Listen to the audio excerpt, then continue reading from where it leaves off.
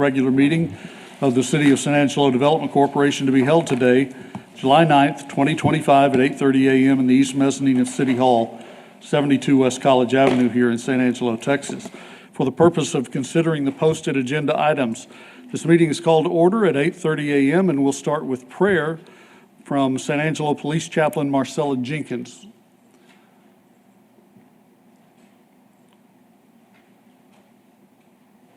First of all, Chaplain Jenkins, we thank you for your service to our first responders, and thank you for your service to us this morning. Okay. Well, good morning, everyone, and thank you very much for this opportunity to invite God into this meeting. Amen. Amen. So let's pray. In 2 Chronicles 7:14, it reads as this: "If my people, which are called by my name, shall humble themselves and pray, and seek my face, and turn from their wicked ways, then will I hear from heaven and will forgive their sins and will heal their land." Almighty God, our refuge and strength, we turn to you in this time of great need. We lift up all those affected by the floods, those who have lost homes and livelihood and loved ones. We ask for your comfort and peace to surround them and for your provision to meet their needs. Grant strength to those working to rescue and rebuild, and fill us all with hope for the future. In your mercy, bring an end to this disaster and restore your people to safety and wholeness. I pray for a sense of hope and healing to return to the affected communities and for the restorations of their lives and homes. Father God, as we meet today, please fill us with your wisdom and peace to continue to bring us together in unity, to help and bring comfort and strength to our brothers and sisters. During this meeting, help us to walk in integrity and make godly decisions to continually walk in your ways and statutes. We ask this in your holy name. Amen. Amen. We now open for public comment. Issues or items that are not on the agenda may be raised by the public at this time. Citizens who have registered for public comment prior to the start of this meeting should speak from the podium, begin by stating their name and limit remarks to less than 3 minutes. And board members may then request that a discussed item be placed on a future agenda. The board takes public comment on all regular agenda items during the discussion of those items from citizens who have registered for public comment prior to the start of this meeting. And Mrs. Navarro, as I understand, we have someone registered for public comment this morning? That is correct. Jamal Shumpert would like to speak. Come to the mic. It's a regular guest here at the Development Corporation Board, Jamal Shumpert. Jamal Shumpert, single member, District 3.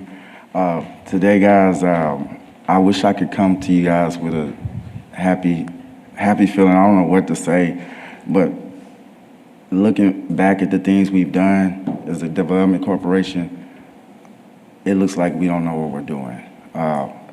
I mean that with all respect.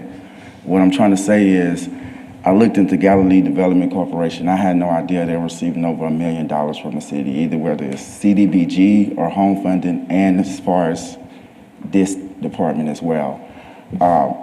I can't see where they're using actual contractors.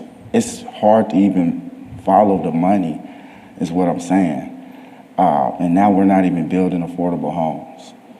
I looked further into the property that was at hand that I actually supported because of the stuff that was presented to you guys. And it's abject failure, total failure. If, in my opinion, 1.3 million and it's not even finished. Just all you can see there is a parking lot. Parking lot looks nice, but 1.3 million for that, and you gotta spend more. And as far as our financials come, we're over allocating for that every year. It's supposed to be $335,000 allocated for affordable housing. And just about every year, we're over that budget. We're not spending over it. The extra money just gets dumped somewhere and I'm guessing spent some other way. And then, you know, I know a lot of y'all haven't been on this board this entire time, and I know all of y'all want to make a difference. That's why you took this job. So it's not an attack on you guys, but it is to say that this continued effort that we're doing is going to result in a ghost town. We've set up railroad connections for Mexico to Canada to be a second relief route and puts quite a bit of money into that, only for our president to go and throw tariffs and trash Mexico and Canada. That was done through the office of the governor, which he reached out to you guys to probably set that up. Who's footing the bill for that? We're gonna end up footing the bill for that if he doesn't fix relationships. We were prime position to, yes, do really well with that railroad port. But as it is, you know, our relationships between Canada and Mexico isn't that good. And, you know, speaking on what happened recently with the floodwaters, I would like you guys to look into maybe using some of the affordable housing money to fast track some of these people who don't have insurance. Maybe FEMA will help, but hopefully it could be reimbursed. If not, it's worth it making them whole. I've seen you guys spend money, not you guys in particular, but this board spend money on causes that were not worth making people whole. Like again, I said, this is not an attack on you guys, but it is more or less an attack on the structure of how we fund and allocate things and how we're looking at our results. Like today, when we see results, we don't know how many actual businesses are touched by these people we're giving money to. And then we don't actually really know how much we're putting towards advertising to bring businesses in here. It is becoming a huge problem with the economy we have. And our economy doesn't look like it's gonna just rocket back up, even though people are saying that. Hey, look at your tax receipts on your financial disbursements in the next one, and I'll show you what I'm talking about. Thank you.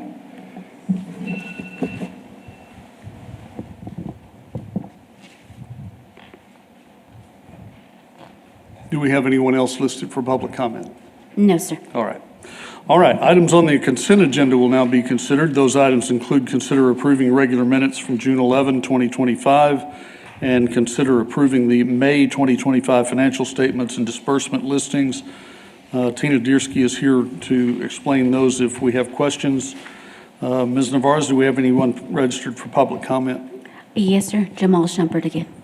Welcome back, Jamal.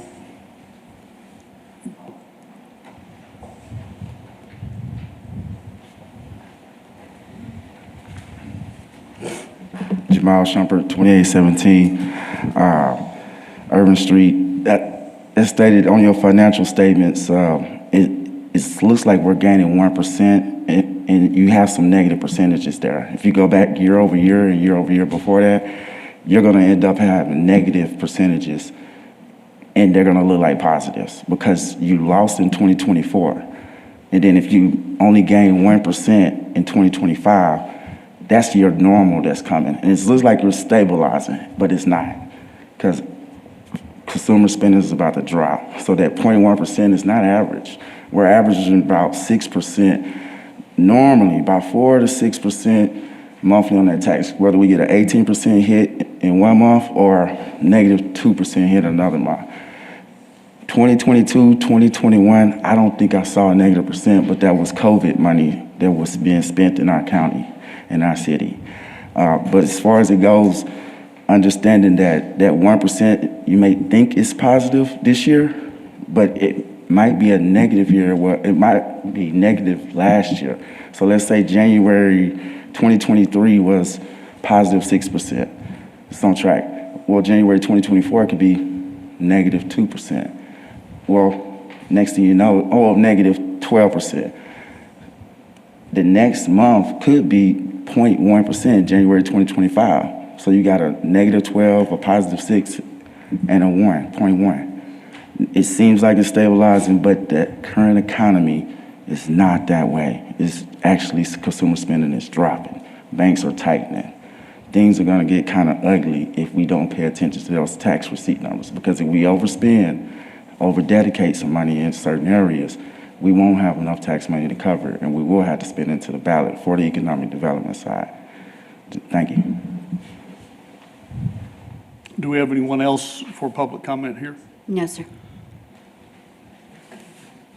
All right, we'll now entertain a motion to approve the consent agenda. Do I have a motion? So moved. Director Mahaffey, Second. second. Carlos. Director Rodriguez, thank you. And if, are there any comments from the board? All right, if you're in approve of the consent agenda, will you say aye? Aye. If not, will you say nay? Any abstentions? And it is done. All right, now we'll consider our regular agenda, our discussion regarding the water distribution and treatment system overview and required improvements will be tabled to a future meeting. Shane Kelton, the Executive Director. Shane said if we could be a little flexible, he might be able to free up time to come see us today. All right. So if we could just Would take that push out of that? order and maybe table it later in the meeting, still might be able to make it. He's just being pulled between tasks. I understand Director Kelton is a little busy right now, and we appreciate his service as well. All right, everybody okay with tabling that to a later position? Sure. All right, consider accepting the 2024 City of San Angelo Development Corporation audit presented by Michael Muncy, the internal auditor.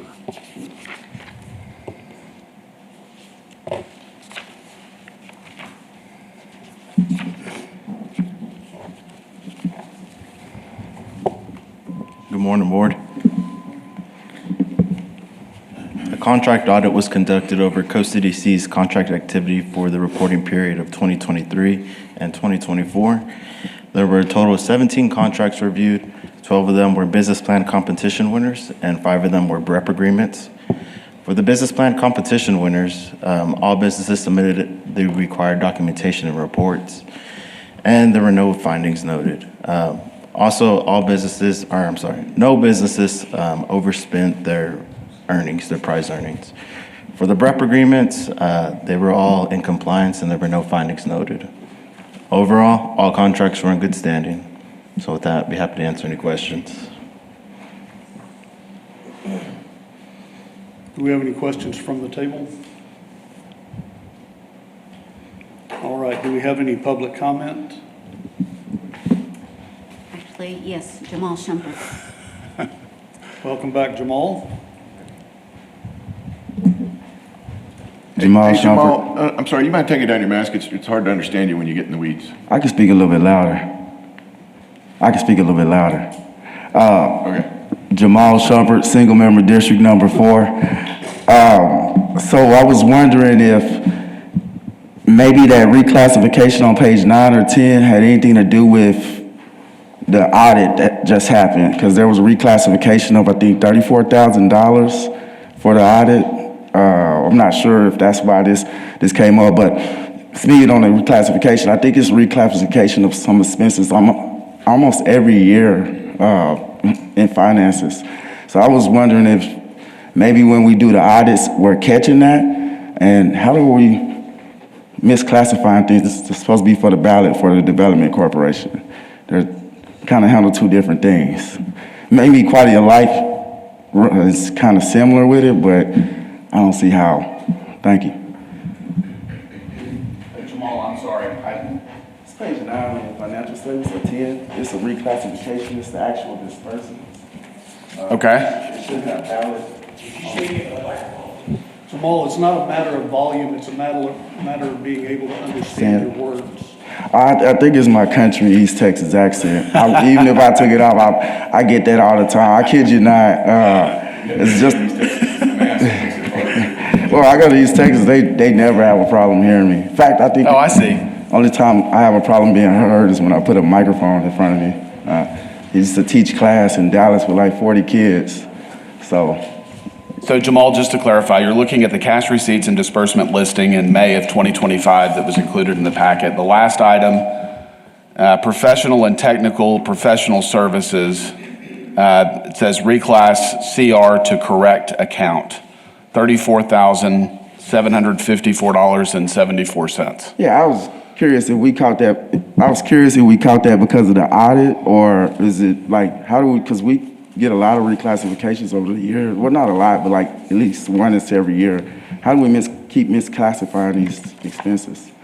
Can I ask a question? If I may, Jamal, the audit itself is based on the contracts that we have. Like, for example, the business plan competition. The business plan competition, those that are the winners, they have to report yearly. And so those are just things that we make sure that what they had to provide us is updated. And that is what our auditor does. Same way with the BREP incentives. There's some items that they have to report.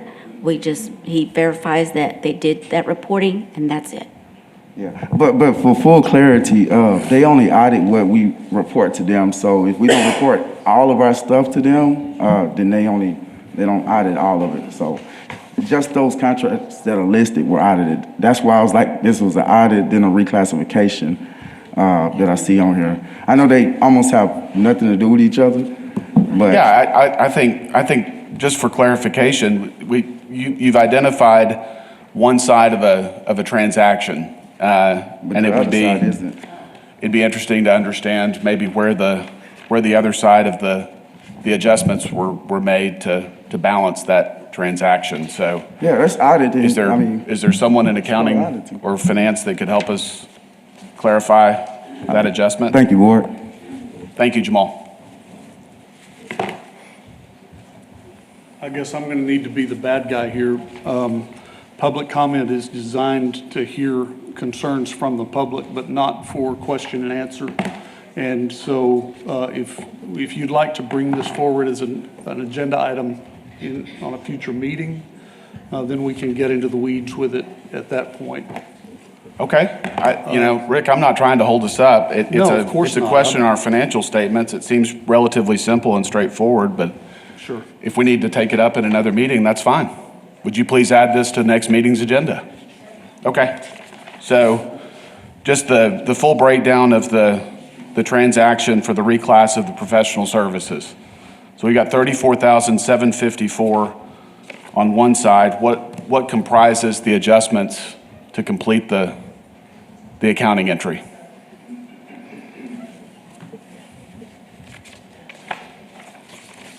Matt, do you want to bring something else? I think Forward. just clarification, what Michael, his presentation was on the audit of contracts, not the audit of the financials. Financials would be audited after the close of a period. Sure. And so these are just presented financials that we're reviewing, but these are unaudited financials. The audit Michael was talking about was just simply the contracts. Yep. Any other comment from the board? I do have one question. Is this, this is the first time I've seen this audit since I've been on here. Is this an annual, Michael, you don't have to, you can just shake your head yes or no, but is this going to be an annual? It is going to be an annual, okay. Thank you. All right, anything else? Just for clarification, and it has been going for a number of years now. Okay. Thank you. All right. We'll now entertain a motion to approve the COSA-DC audit. If you will approve, would you say, oh, let me get a motion first. So moved. Second. Director Laster and Director Rodriguez, you are in favor of accepting the 2024 COSA-DC audit. Will you say aye? Aye. Not, will you say nay? Are there any abstentions?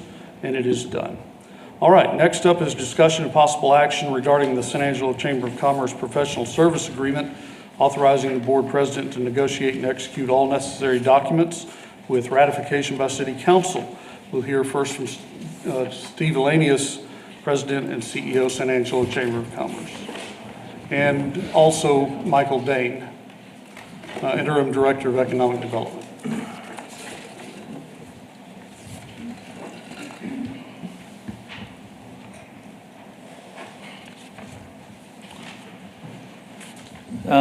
We started this discussion last month. The council is aware of it, and they have questions, and they have asked Daniel to follow up on their questions.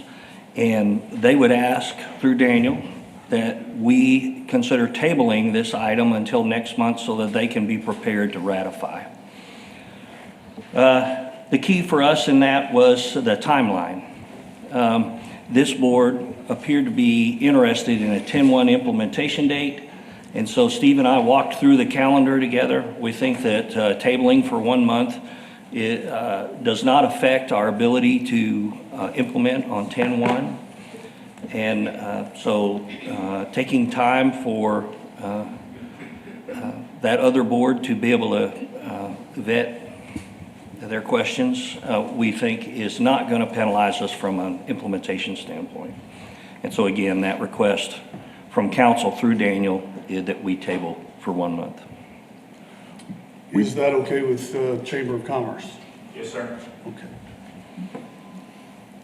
Will there be a report or something from Daniel with the questions and answers and clarifications? I think, I've got a lot of questions. There's some line items that we may want to discuss, whether we want to fund fully or partially. As part of this discussion, how do you envision this agreement with the chamber being negotiated? I think you characterized, everybody that's talked to me, you have characterized their position. They would like to have some discussion. And I think to the extent that you're ready and Steve is ready, we could have some of that discussion today. I think the only request is that we table approval for a month. Okay, So I understand that. How does that affect the budget? Aren't we going to finalize that today, right?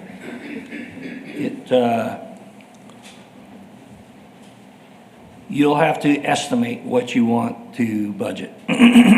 But again, the assurance stands that if the final amount differs from what you've budgeted, it is a doable thing to amend that budget. Would you like me to invite Steve up to the podium and so we can have some discussion? One more question before he comes. Are we going to reschedule the meeting with city council? I think it'd be better if we had this discussion face to face. I hope so. I'm an advocate for that, but I need them to be advocates for that also. So I am very hopeful that we can schedule that joint meeting. The council members I'm hearing from are very much for a combined meeting to discuss this contract.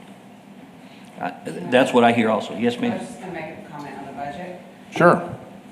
You can still approve your budget and submit it to city council for approval, and with the direction that whatever's decided on this contract, we could make that change, before we actually adopt our final budget. Make that as part of the motion.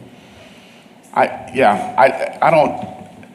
understand the need to approve the budget before the fiscal year start.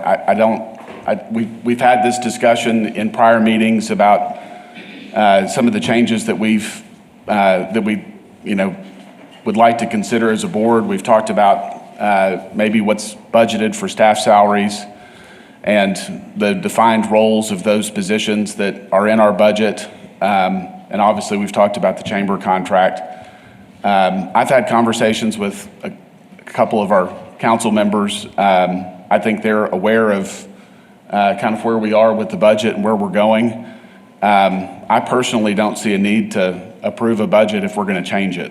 And it's hard to sit here this morning and say that we're going to know exactly what the budget amount's going to be without approving the chamber contract and still having a lot of conversation there alone. So I don't understand the need to approve the budget this morning. The calendar drives that. Council will be stepping through the requirements associated with approval of the city budget. Sure. And bringing our budget forward as part of that is the reason for considering that. So fiscal year end is September 30th. Is that correct? Yes. And so it's July, it's early July. Yes, it is. I know that the council has to have a couple of readings to adopt the budget. I would assume that those could occur in September or are on the calendar to be done in September. Tina, would you walk us through the budget? We're about 2 months from kind of reaching that deadline, it seems. I mean, maybe I'm wrong. Could you help clarify the timeline? Originally, the city council was scheduled to have their enterprise funds budget workshop on the 15th. We have now pushed that to August 5th because of what's going on with the flooding and everything. Sure. So we'll have both budget workshops, both the general fund and the enterprise funds, on August 5th, which is before your next meeting. They will discuss your budget on August 5th. And so that's why we want to have a clear and concise way to present to them what you all plan to do for next year by then. And I think most there of may- what's, I'm sorry. I'm sorry, I think most of what's in our budget, we're probably comfortable with and aren't going to change, but there are two areas that we've talked about repeatedly that we would probably change Okay. between now and then. Okay, so. I don't see how we can reach a resolution in this meeting, and I don't think we're going to meet again before you guys present to the council the enterprise fund. So how do we Right. reconcile that? We probably won't meet again, but that being said, the council is scheduled to have the first reading of their budget on August, 19th? The second meeting in August. They'll have their first reading of the budget right now. And second reading will be the first meeting in September. And that is, again, contingent upon anything that comes up with the flooding. They may move their calendar at some point, but right now, that's what our schedule is. So before they actually see the first reading of the budget, you will have one more meeting. So, I mean, I guess worst case, if there were any major changes, we could discuss it and present with those to city council at that time. So Okay. is that fair, you think? Yes, but your position is predicated upon your unwillingness to amend the budget. That's the keystone to your position. Well, is- I just think a budget is, if you go through the budget process properly, you set it, you don't change it unless there's extenuating circumstances. We very clearly have established that we're talking about making a change as part of this budget. And to me, it makes more sense to work through those changes and adopt a budget that we want to stick to instead of approving something that we know we're going to change in a couple of months and going through the amendment process. I think it's really a technicality more than anything. It I'm just- reflects that this organization is subject to the council's calendar, Okay. which is subject to the state statutes for approving a budget. Okay. And so, What's the state statute?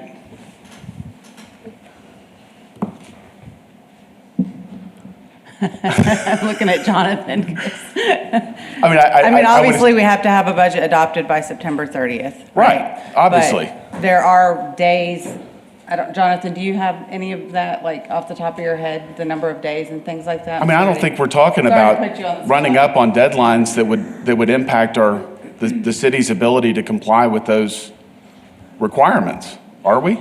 Yeah, thank you. Jonathan Flores, Budget Manager for the city.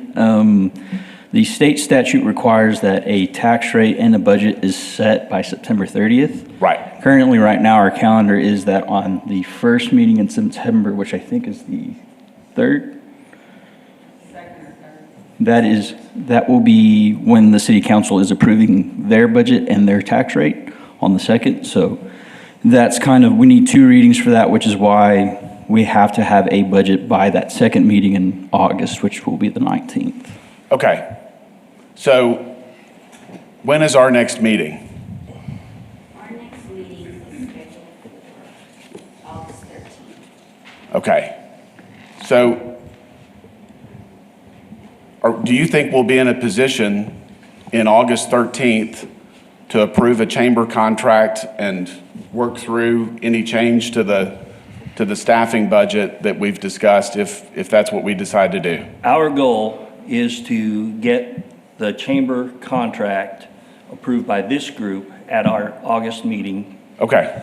or at a meeting, if we have to alter the date, at a meeting for an alternate date. Our goal is to implement, based on the feedback from the board at the previous meeting, our goal is to implement 10-1.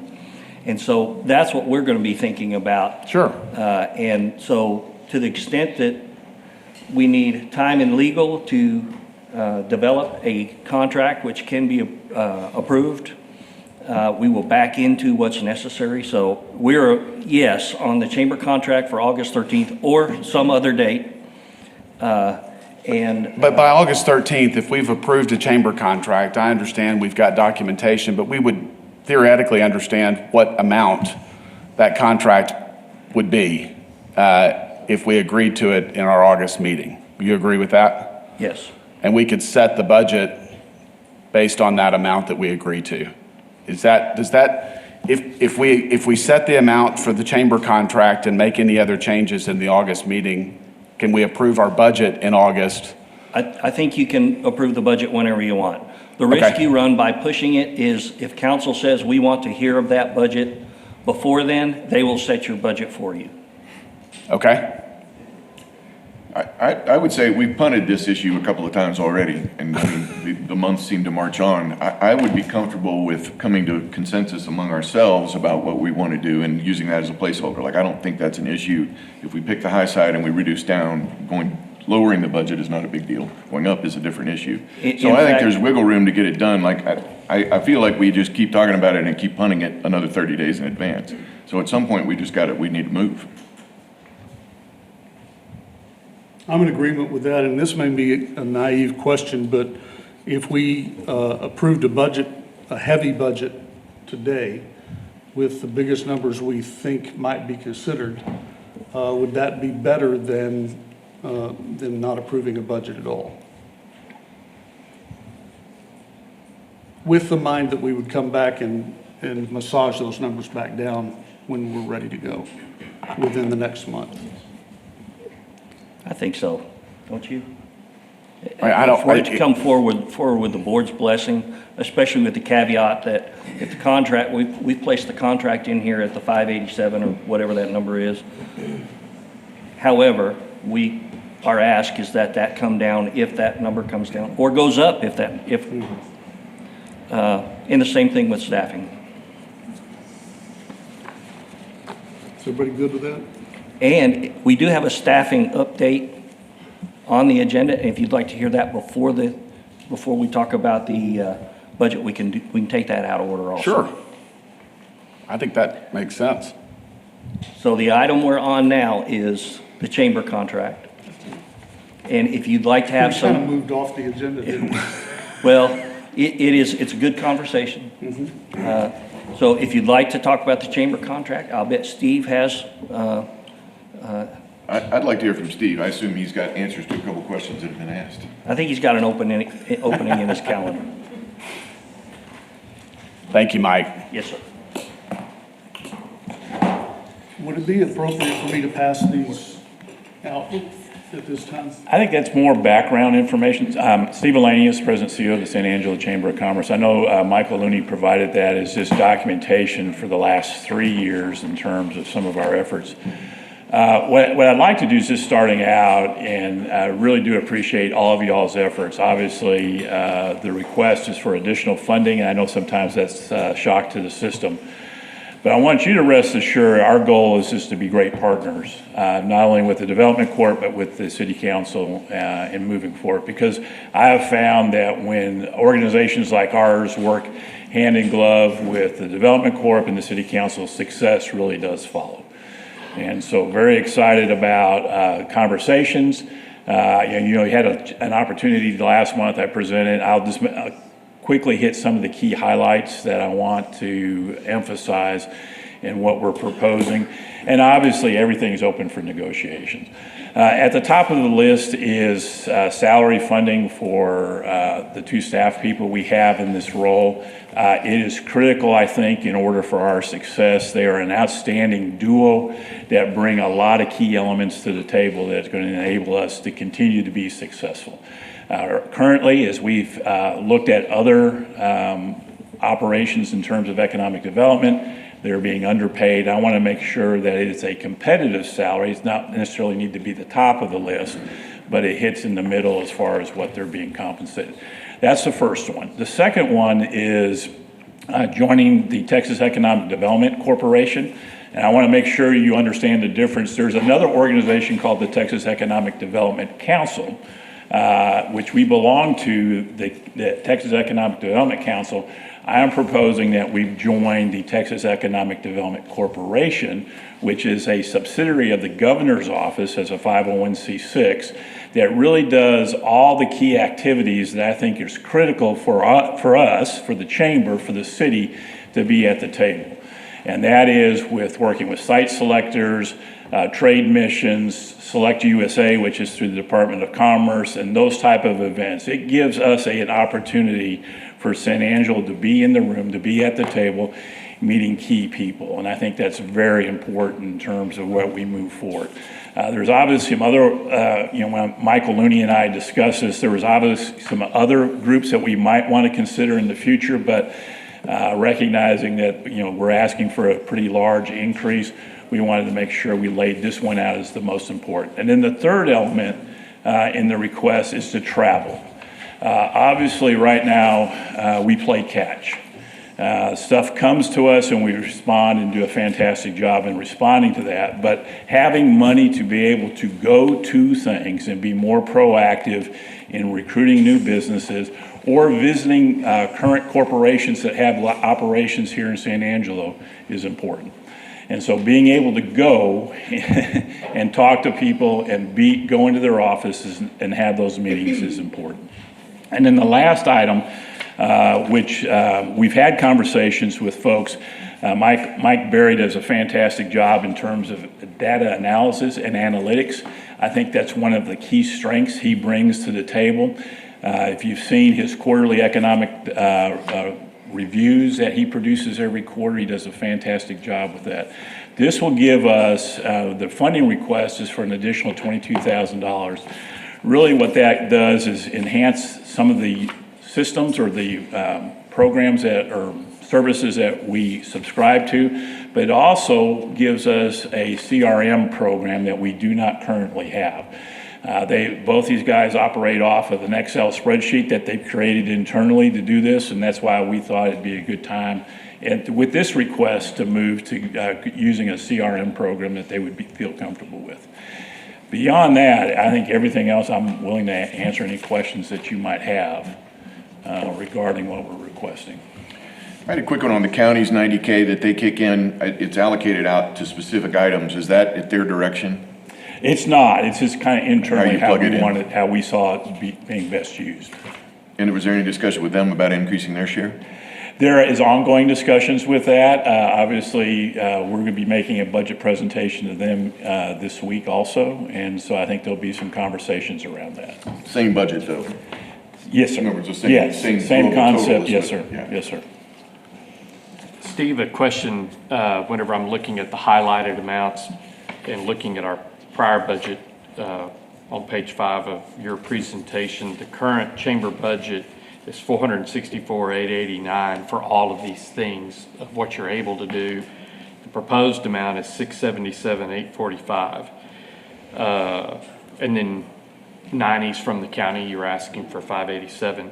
So of the current budget of $464,889, we're paying $262,500 from the COCDC for half-cent sales tax for these things. That is correct. So who has been picking up the other $202,000? Well, yes, great question, Matt. So we have the Cornerstone Fund, which is money that was originally designated and created back in the early 90s when there was BRAC conversations about the possible closure of Goodfellow. That program has continued, but what has happened over the years is the Cornerstone funds have been basically used to underwrite the overall operations of the economic development program. And what I'd like to do is move back to its original intent with the Cornerstone Fund, which is for initiatives. It could be for a workforce initiative. It could be for hiring a consultant to come in to work on something. It could be for startups or entrepreneurial type programs that we may want to launch. And it would help us that if the Cornerstone Fund would go back to what it's originally intended and that we were underwriting the basic activities for economic development as planned and presented in the budget. So the Cornerstone Fund has been funded by voluntary solicited contributions from the business community in the past, as you said, originally to prevent a BRAC. And if that were to ever come back up, they don't call it that anymore, but it was, if I understand, there are base closings occurring around the country with consolidation and efficiencies that have been happening at the federal level. The base in Texarkana. Yeah, the Red River Depot is closed. Is going to be closed, and they're going to transfer that operations where they do what they do is they retrofit Humvees and military vehicles, and that's going to be transferred to Illinois. And so that's 5,200 employees that they're going to lose out of that community. You're going to see some consolidations happening in San Antonio, but they have over 80,000 military personnel there. So when you talk about 2,500 folks being consolidated out of San Antonio, it doesn't have the same impact that it would have in Texarkana with the Red River Army Depot. So it goes without saying, it's important that we need to be prepared Yes, sir. to advocate for Yes. keeping Goodfellow. Yeah. And get Cornerstone, the voluntary contribution side of the chamber's funds, where it can be focused on initiatives, as opposed to let's allow half-cent sales tax dollars be used for the economic development work. Absolutely. So just a follow-up question. So going through your presentation, there's about $213,000 worth of increase request. There's a difference between last year's budget and the proposed budget of 325.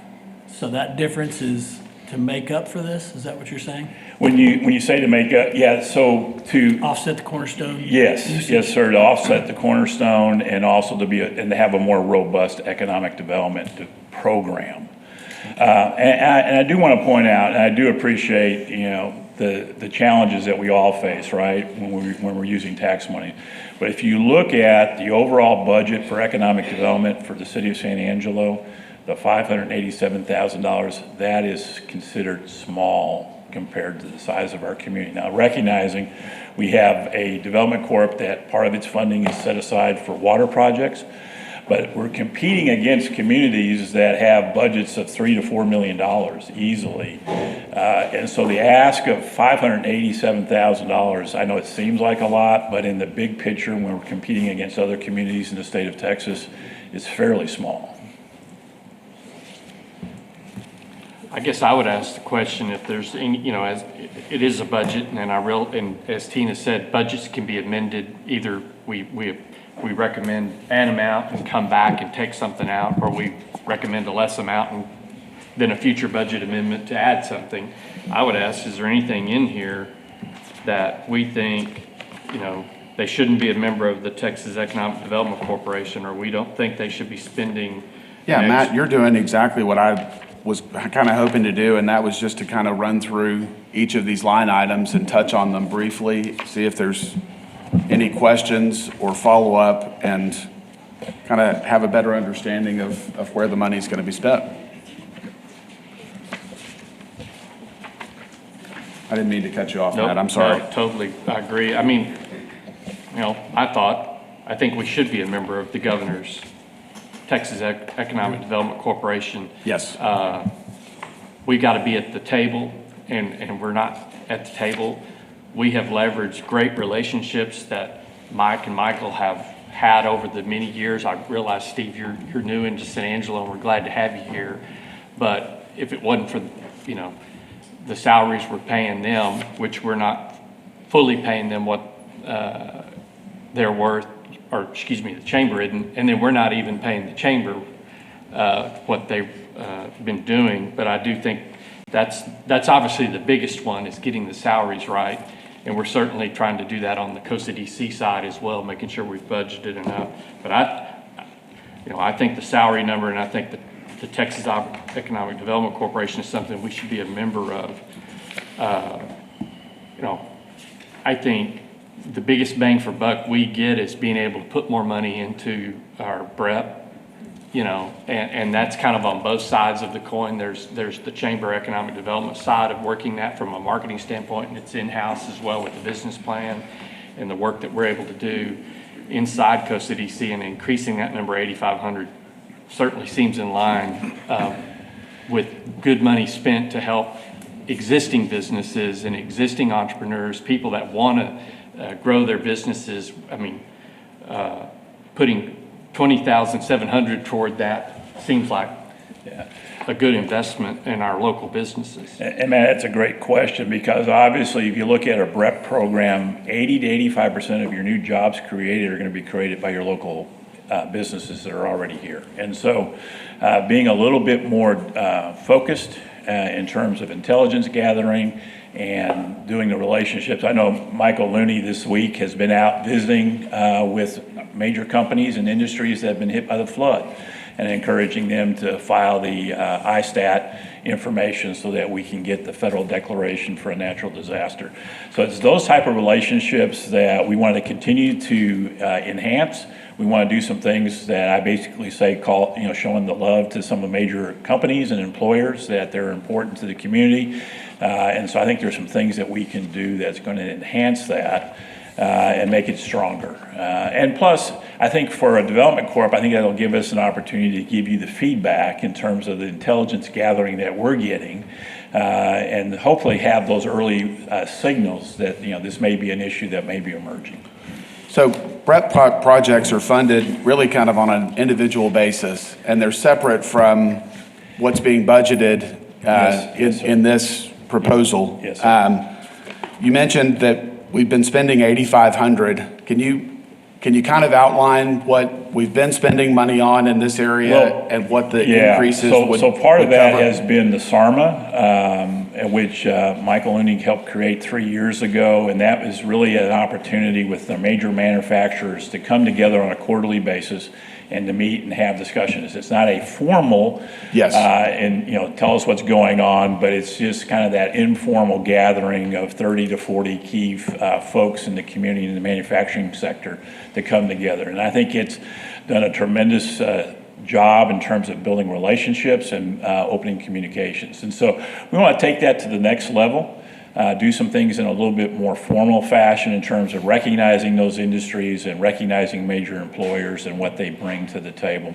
And then, Travis, to your point in terms of bringing deals to the table, that's one of the questions that we've been asked in the past. Is there going to be opportunities for some of these existing industries that we could bring to the Development Corp for possible expansions? And I think that's one of the primary goals that we want to try to do, is see some additional deals brought to the Development Corp and opportunities for our existing businesses to grow and to expand. Okay, so are the costs associated with the BREP program in your budget, is it marketing dollars? Is it the cost of putting on an event and having? It's the cost of putting on events and hosting those things and developing and going out. So this is something that I've been actively engaged with for a number of years as a BREP program.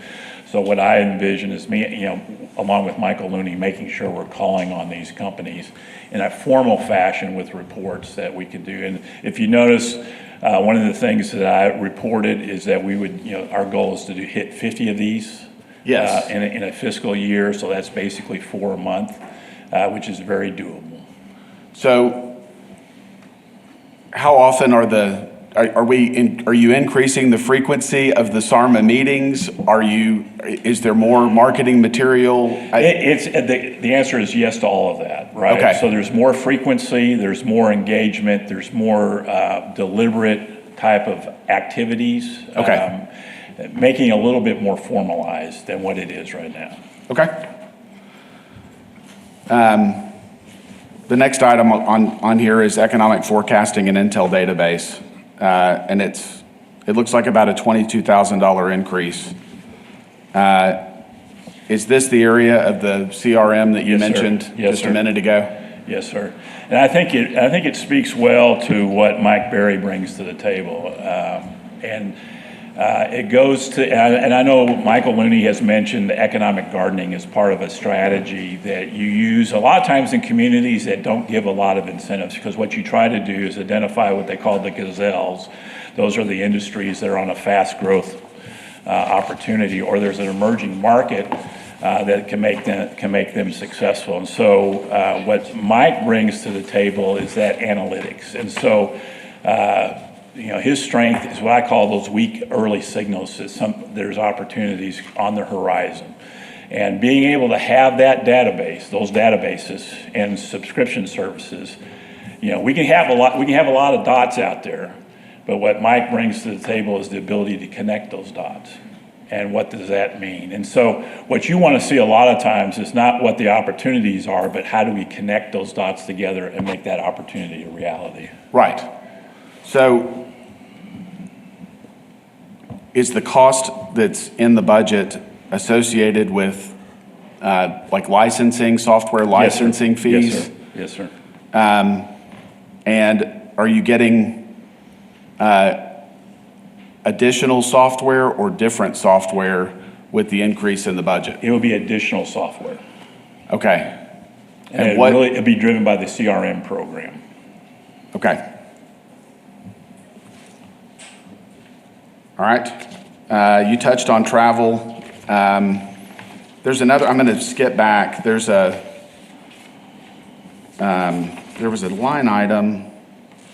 Okay, so travel, trade shows, lodging and meals, and then site selectors, FAM tours, and corporate headquarter visits.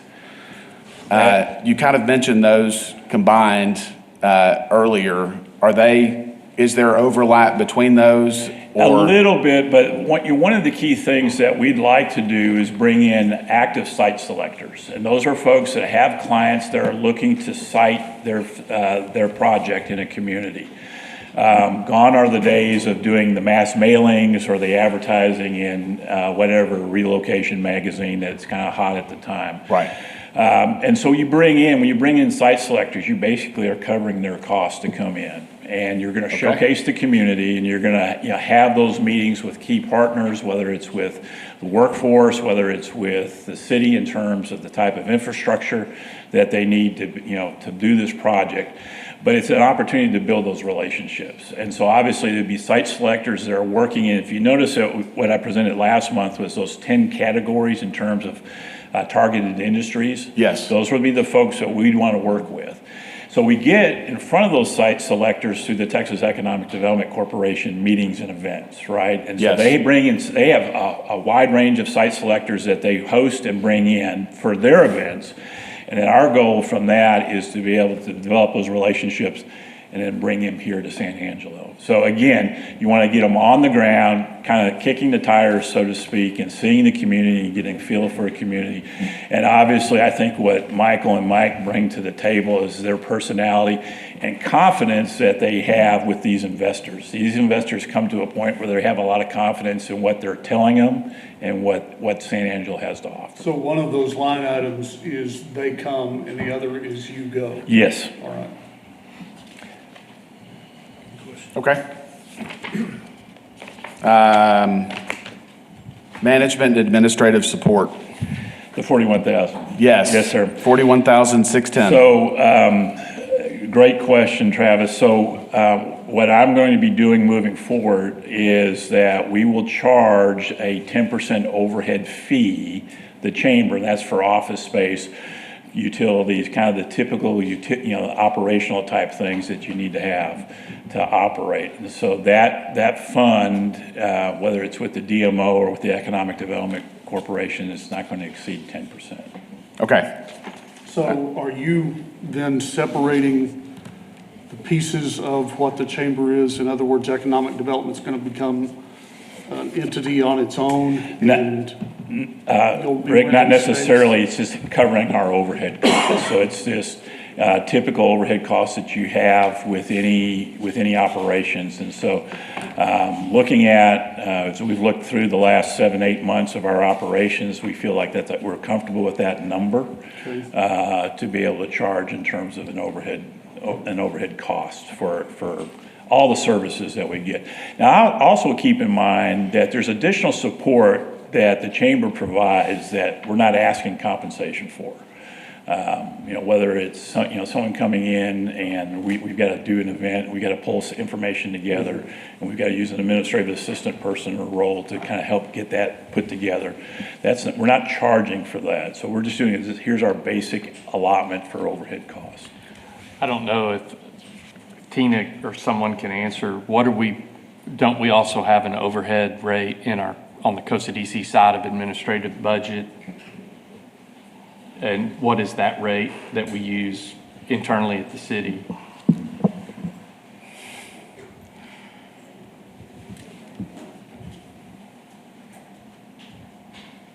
The city performs or has a consultant perform an indirect cost plan every year. So we don't have a rate per se, but we do allocate out proportionately based on all of our funds, charging out based on the indirect cost plan. So it's not an actual percentage rate. So if we were to do the numerator denominator calculation, what did that percentage allocation Off the roughly top of work my out to head, be? I would not be able to tell you. I wouldn't even have the first clue. Well, if you looked at those city administrative functions that support in some way, it wouldn't be 10%. It would not? It would not. But we're a much larger organization, and I would wager that 10% is low for the amount of time Steve spends on this function. And so it's a mixed bag. I mean, the 10% seems reasonable in what I've seen in other, I've seen actually higher overhead rates, but it obviously, Michael, you're right, it depends on the bigger the entity, the smaller the enterprise, then the rate would be a lot lower. And I think in the past, that rate has been lower. I don't remember what it was. I think it was 5%. And if we were to say that the economic development function of the chamber only amounts to 5% of their efforts, I think we would think that's probably low. And I suspect that what they do is more than 10% of what the chamber does. But in the absence of a study, it's difficult to say. Right. Okay, thank you. Thank you. The last two items are marketing material design and printing. It's actually a little reduction in that one, and professional membership and certification, which is up about $5,300. So the marketing materials, typically what you see in any type of economic development or DMO or CVB operations, you'll see there'll be some years where they need to replenish their marketing materials, folders, those type of line items, printing, basically printing. There's some other things that that we do that they're wanting to add into there in terms of this marketing and telling that story. Obviously, the narrative is important. So this is it's a reduction this year, and so I'm no telling what next year is going to be, but I think it's a reasonable request. And then professional memberships, that's membership in IEDC, International Economic Development Council, the Texas Economic Development Council, other things that Mike or Michael may belong to, and it's just typical memberships that we do. Okay. Other questions? I appreciate your willingness to stand up here and take the barrage of questions, and I admire your ability to answer appropriately and quickly. But once again, we have a fiduciary responsibility to manage these taxpayer dollars, and you have a fiduciary responsibility to spend them correctly. And so I would love to propose that we approve this budget with the knowledge that we're going to dig a little deeper in the well and have another meeting, and this number could change. Yeah. And Rick, to your point, obviously, we're taking taxpayer dollars, and so I don't mind the hard questions, and I don't mind, and if I don't know what it is, we'll figure it out for you pretty quick, and so you're doing your job and responsibility, so it doesn't bother me in the least to stand up here and answer questions about how we would spend the money. And also the reporting, so I know we've talked about wanting to make sure that there's at least a quarterly update on some of these key KPIs that you're seeing, and you're seeing those reports. And so that's one of the commitments we're going to make sure that you see on a regular basis a formal presentation in terms of what we're doing.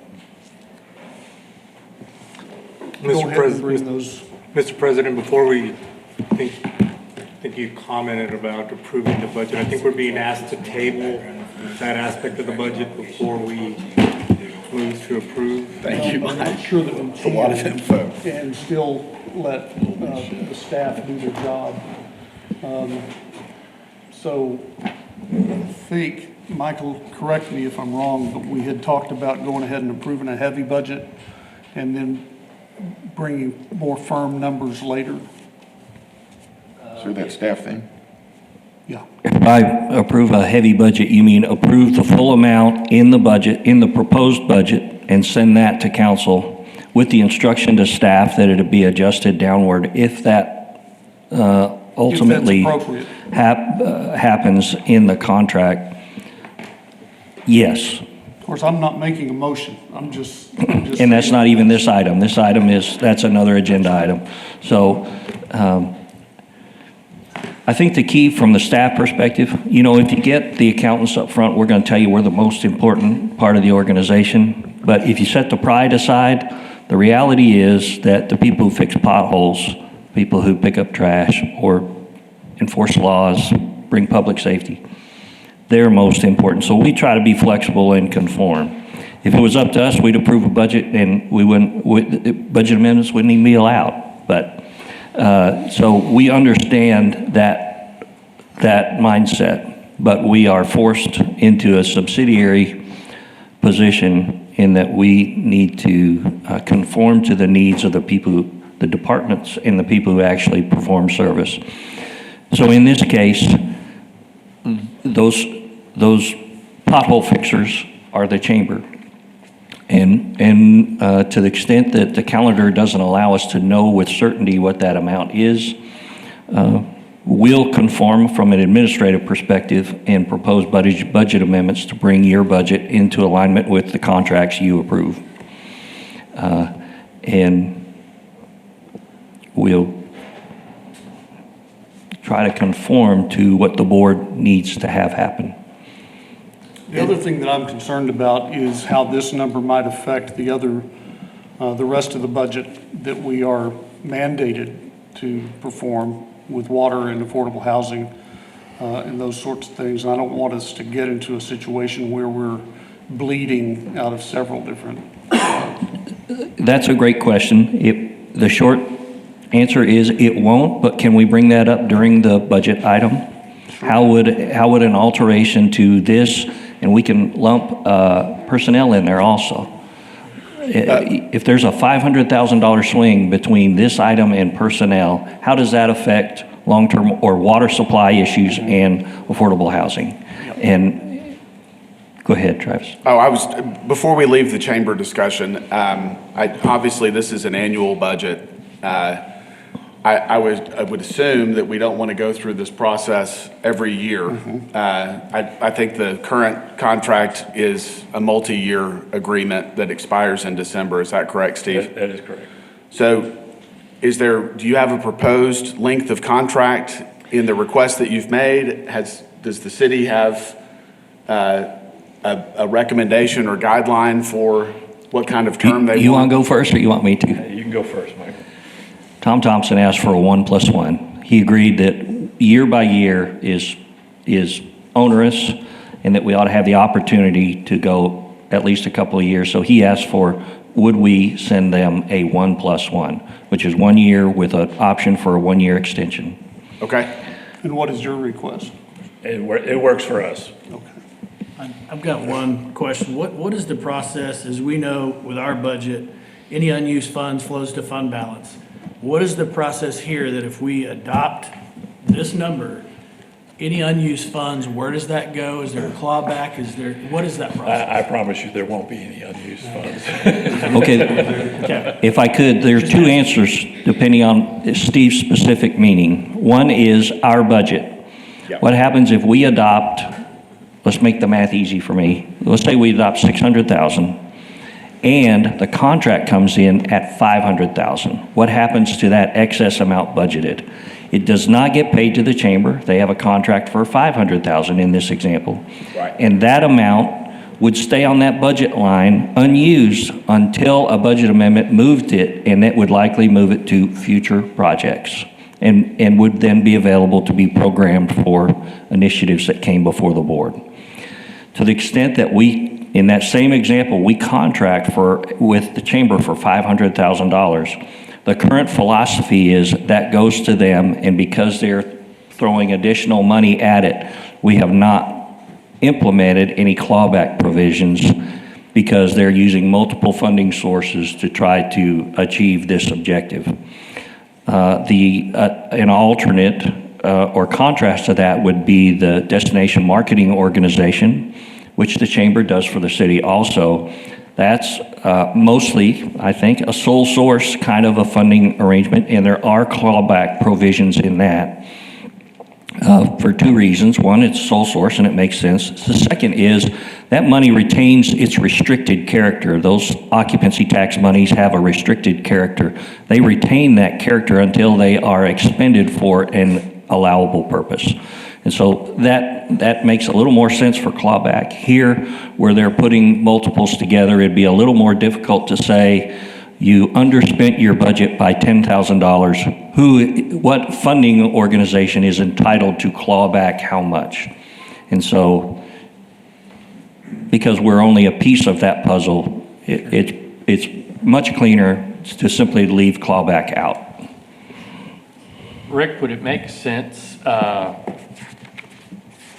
if we were to hear Tina's presentation on the budget so that we could see the rest of the budget as, you know, everything that we've seen in workshops, so that we can have the whole picture of the Costa DC budget? I wish you had asked that question before we started this. Well, and so if nothing else, I mean, we're not, because all these things in the staffing question as well, these all go hand in hand. And before, you know, I feel like we could make a recommendation of what to do, we really need to know, we've heard C, we need to know D and E, and then we could tackle, I don't know, from a... You can certainly take the agenda items out of order and come back to them if that... Well, I was just about to say, if it's the will of this body to halt discussion of this item and move it to later in the agenda. Or I don't think we're going to approve the chamber contract in this meeting. Wasn't the preliminary discussion to table it to next month so that we could have... That was in the discussion, yeah. Yes. I'm in favor of coming up with an amount for the budget that we do approve. That was that we agreed. But I'd like to today. see the city... Yeah, no, I agree fully with that, but to your question, I think we need to finish today this conversation. We keep kicking it 30 days. Let's decide what we're gonna pay and put that in the budget. If that lowers later, so be it, but like, pick the cap, pick the top. But that's a budget-related issue. Right, they go hand in hand. The item that is on the table right now is the chamber contract. And the action Correct. would probably be to table this to another meeting, I think, because we're not going to approve it in this meeting, are we? I'm ready to make a decision and move on. I think the contract, yes, the proposed, we're going to kick. The budget on down amount. The budget, we're looking to approve this meeting. Right. Okay. Correct, two different items. Well, yeah. I do have a question on amending the budget. If we amend in the future, does that also have to be approved by the city council, any amendments that we tend to make? Tina needs a front row seat. Getting your steps. Any amendments, once the budget is finally adopted in September, would probably be, starting on October 1 of next year, would be internal budget amendments, which would not have to be approved by city council.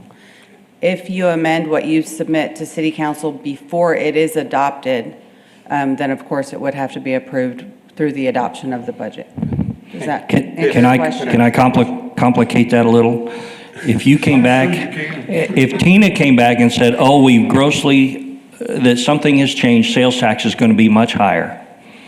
And she came back and said, we need to increase the sales tax budget by $1 million. That would have to go to council because we'd be altering that total amount. If we don't alter that total amount, we're just moving between those line items. We're within the legal level of control is the phrase, and we can move between those lines. Okay, thank you. All right, thank you, Steve. Appreciate it. Thank you, Steve.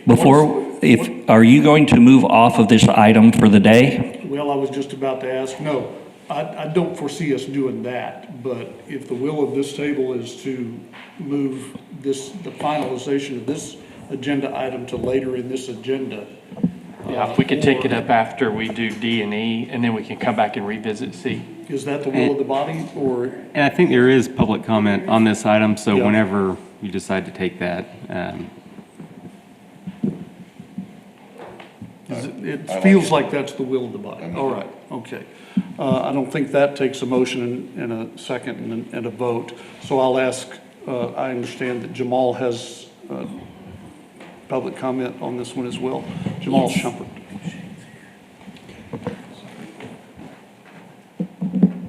I looked at the contract as well, and it does seem like it's a lot of hosting events, and they do some work. But one thing that I question is, who in here has an economic development certification? Just you, sir? An actual economic development certification. Those things are extremely important. I'm glad to see that he does have one. So he should know that putting those funds together that were privately donated to help with businesses and public funds would be probably frowned upon in that area. Because keeping private donated funds out of the mix of possible corruption and bribery of public funds is your main priority as the head of that. That's why I asked if anybody had an economic development certification. So we know what we're doing. Are we doing what we're supposed to be doing? That's why I'm up here today. Thank you. Any other public comment? All right, so we are going to table the rest of this agenda item until after our next. Jamal, I understand you have public comment request on every agenda item today. So are you going to stick around? Then, okay, all right. I also want to bring back to us, I believe it's B. No? No. A.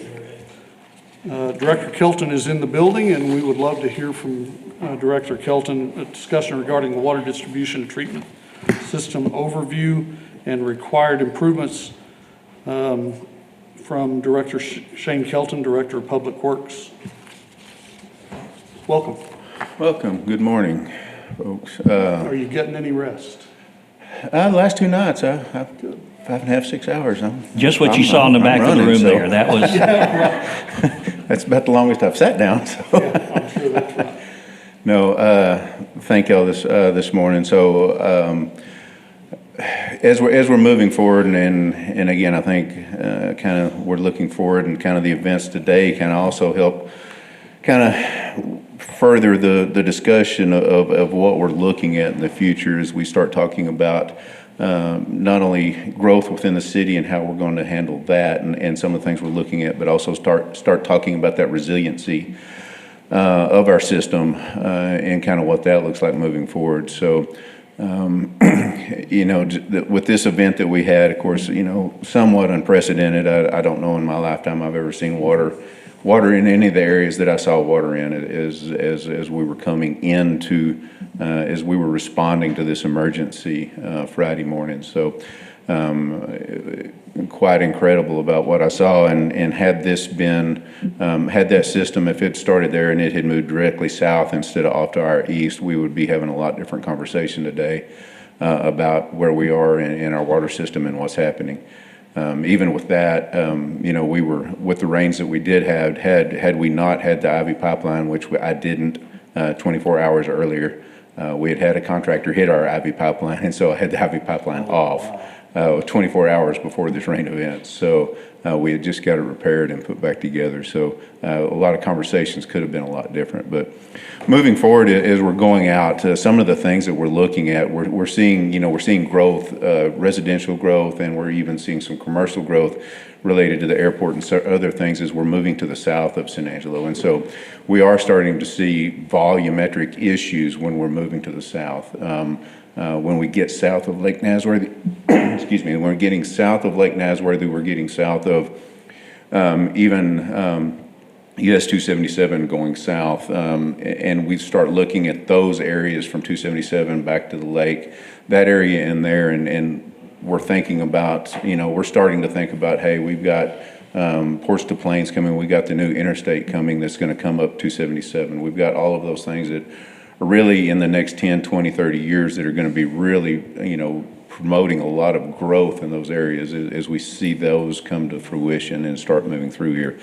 That's one of the key areas that we're trying to work on now, and really have ramped up on our planning process in moving some of these projects forward, is to try to get more volume and more water down into that area, and also get not only new transmission pipelines to get that water there, but also elevated storage as we get into there to start dealing with our pressure issues that we're having in the airport lake area.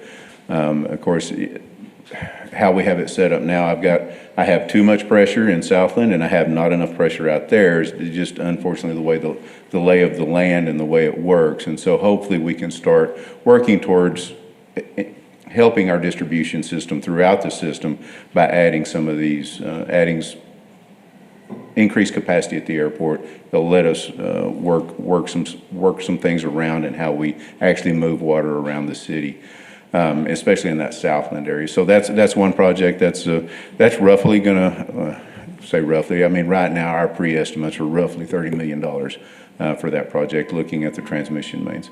We actually have an engineering firm right now looking at some preliminary stuff for us, what some of those preliminary numbers would be as far as volumetric needs for that growth in that area that we're looking at. So again, those numbers will be refined as we move forward over the next year. And again, as we start putting out or getting contracts or putting out RFQs to get engineering companies on board on that. As we're looking to the north, again, a lot of the same issues. Our capacity for growth to the north is limited right now, again, on volumetric issues. I don't have the pressure issues up there that I have in the south. But we do have volumetric issues. How much water can I push to the north? So we are starting to see those issues as we see a little bit of growth going on up there. With the talk of the possible development, industrial development, I guess that's what you call that, is industrial development.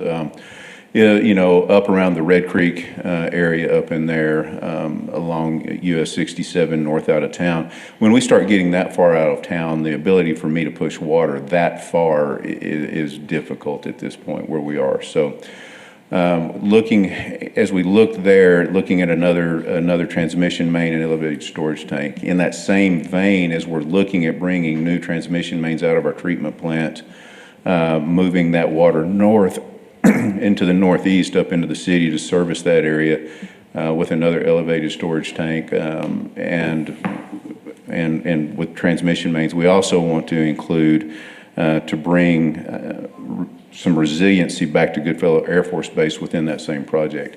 Currently, Goodfellow Air Force Base in that southeast portion of town is only fed by one single main. I do not have a good looped system to bring water back around. If something happens to that main coming out of my plant, I don't have a good loop system to really interconnect everything to bring water in multiple directions. So that is kind of a component that we are looking at this, is adding some resiliency for that area of town and Goodfellow Air Force Base, which is one of the critical things that they are looking at from the military perspective as we're moving forward as well. So, and then as we start talking about, and I can't remember the last time we talked to you about the Concho reuse project, and we're looking at that as well. We start talking about the resiliency aspect of the city system as a whole. Start looking at that, bringing that water back into town. As we bring that water back into town, looking at a secondary treatment plant. That's something that I believe that we really need to start looking at this point. We have our existing treatment plant. Well, we upgrade from time to time, year to year. I mean, it was originally built in the early 1900s, and we're still using some of the same structure today. While it operates and it works just fine, and we have capacity to move up to 40 MGD out of that plant, it's a plant. It's our single only source of water in town. And it is right there on the river. And when I said had that system that we saw today move south, that our distribution system within the city would have been affected by those type of rainfalls. And so again, as we start moving forward and we start looking into the future, that resiliency, adding a second treatment plant, I think is critical as we move forward looking at these processes.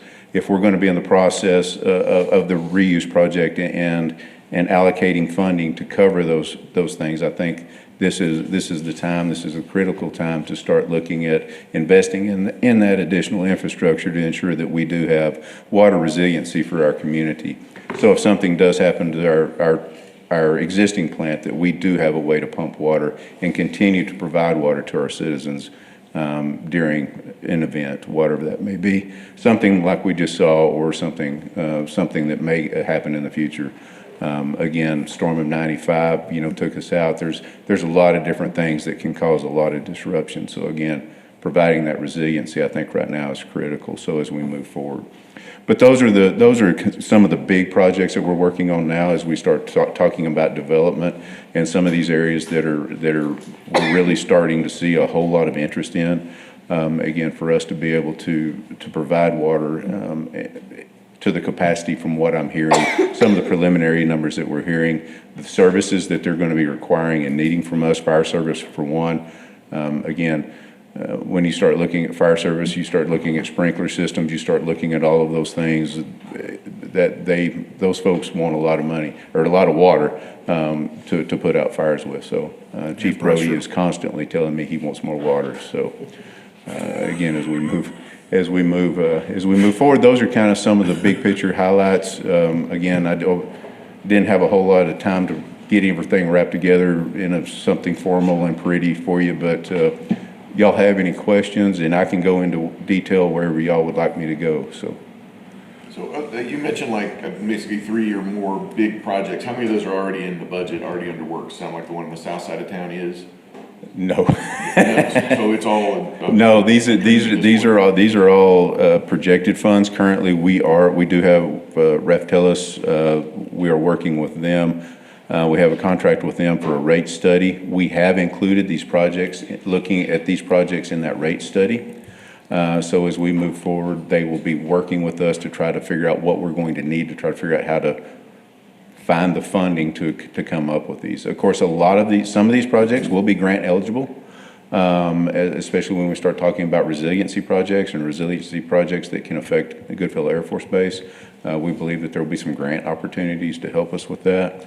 We also think that there may be some opportunities for some public-private partnership on some of these, especially as we look at some of the growth in the northeast part of town. So, well, on that question, I was going to ask if the Goodfellow situation, if there were federal funds that could help us get water back to them. Their DSIP program that they have is a grant program that is specifically for that type of project, for that type of infrastructure. Of course, their funding levels, it depends from year to year and who's running the budget, but it's roughly $50 million a year for the country. So, I mean, you're fighting a whole lot of folks across the country for that $50 million, and so it's not a lot of money. But again, we have seen those DSIP dollars come to the city of San Angelo. So it wouldn't be the first time that we've received those for a project that they believe is worthy. So, and again, water and resiliency is one of their top priorities. So again, I believe that we would have a shot to, again, they're not probably going to pay for the whole project, but again, I think we could see some funding to help offset costs to our local economy. Are there any other questions around the table? I have a few. You mentioned the Concho project. Could you talk a little bit about that project and what your anticipated water supply volume might be from that? And yeah, originally when we actually did the study back, I think they started looking at those numbers back in 2014 or so. Gosh, it's kind of fuzzy at this point when we went back and we looked at that. So, but somewhere around 2014 we looked at it. Average yield that we were going to be able to get off that's roughly 7 million gallons a day off the Concho Reeves project. When we look at our volumes that we're seeing now coming into our wastewater treatment plant, I think that number's probably closer to 7.5 or 8 million. Okay, is probably what we will be able to safely yield off of that project for water. So again, it's not quite what our wintertime usage is, but it's getting us real close. That, between that water and what we have in the Hickory. Yeah. That could definitely sustain us. Yes. And so, and our current usage, and so I think that's wonderful. And again, I think I spoke last time to you that when we were talking about long-term water supply, that's something that we can never quit looking for and never Right. quit seeking, so. I remember a time when we had months of future water. It wasn't that long ago. Yeah. Yeah, and it wasn't that long So ago. what does our future look like today? We have not run the calculations since all of the water, but the numbers I'm seeing, we've added years, not Yeah. months, to our water supply. So, again, we're sitting A at a whole lot. lot better. We were sitting at about 34 months prior to these rains. So that's where we were, so. Do you have, can you give like a rough time frame for the three projects that you've identified? The pressure issues south of Lake Nasworthy, what would be your goal for addressing that in terms of a reasonable time frame? My goals, if we are successful at finding funding, the stuff, both of those projects and even the reuse project is anywhere, start construction 18 months out, probably 18 to 24 months out. Okay. That's probably to be able to make sure that we're acquiring right-of-way, doing everything that we have to do, plans, designs, all of those things. Some of those, it will take 18 to 24 months for design. Yes. On a lot of those projects, so we are a little bit further along on the reuse side. But again, I think we can have the plans and everything in place. If TCEQ comes through here in 2 weeks with what they promised us for a permit, then I think I can start moving that reuse project along at a lot faster clip. Hopefully be able to, if, again, we can get the funding in place, ready to go, I think I can start construction on that project probably within 24 months. Okay, and then last question, Senator Perry sponsored a pretty sizable bill that went through our state legislature this session. Do any of these projects potentially qualify for the funding that has been approved? Not on the grant funding portion of it, and of course, again, that bill will still have to go to the voters in November for ratification. Right. But again, as we look forward, if the voters pass that and we get those dollars, that's definitely going to help us on the low interest loan side of things. And so again, these are qualifying for low interest loans. Okay. Again, what we're looking at now, from my understanding of the bill, I haven't read through it with fine tooth comb yet, but my understanding that since it's not new water source, that most of that from the grant side is not going to be eligible. Okay. Anything else? Very thorough. We appreciate your presentation. Yeah, thanks, Shane. If I It's could, not an action item, but we do have public comment from Jamal. Anything else you want to give us before we take public comment here? I'm here for y'all, so whatever information y'all want or need from us, just please don't hesitate to reach out. Be glad to visit with you as a group or individually, however y'all like to do it. So again, Thanks, Director. guys. Thank you. Thank you, Shane. And we appreciate your service over the last week.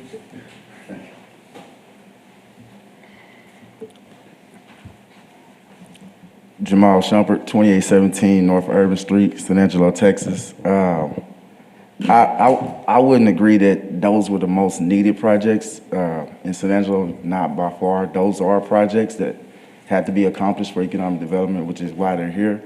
But to improve the quality of life, I think we should order some sewer pump trucks. It's a lot of filthy drains that haven't been cleaned out for years. We don't do regular maintenance in our water department. There's no touch on Shane. I've talked to him personally about some of these issues. He's talked to his crew.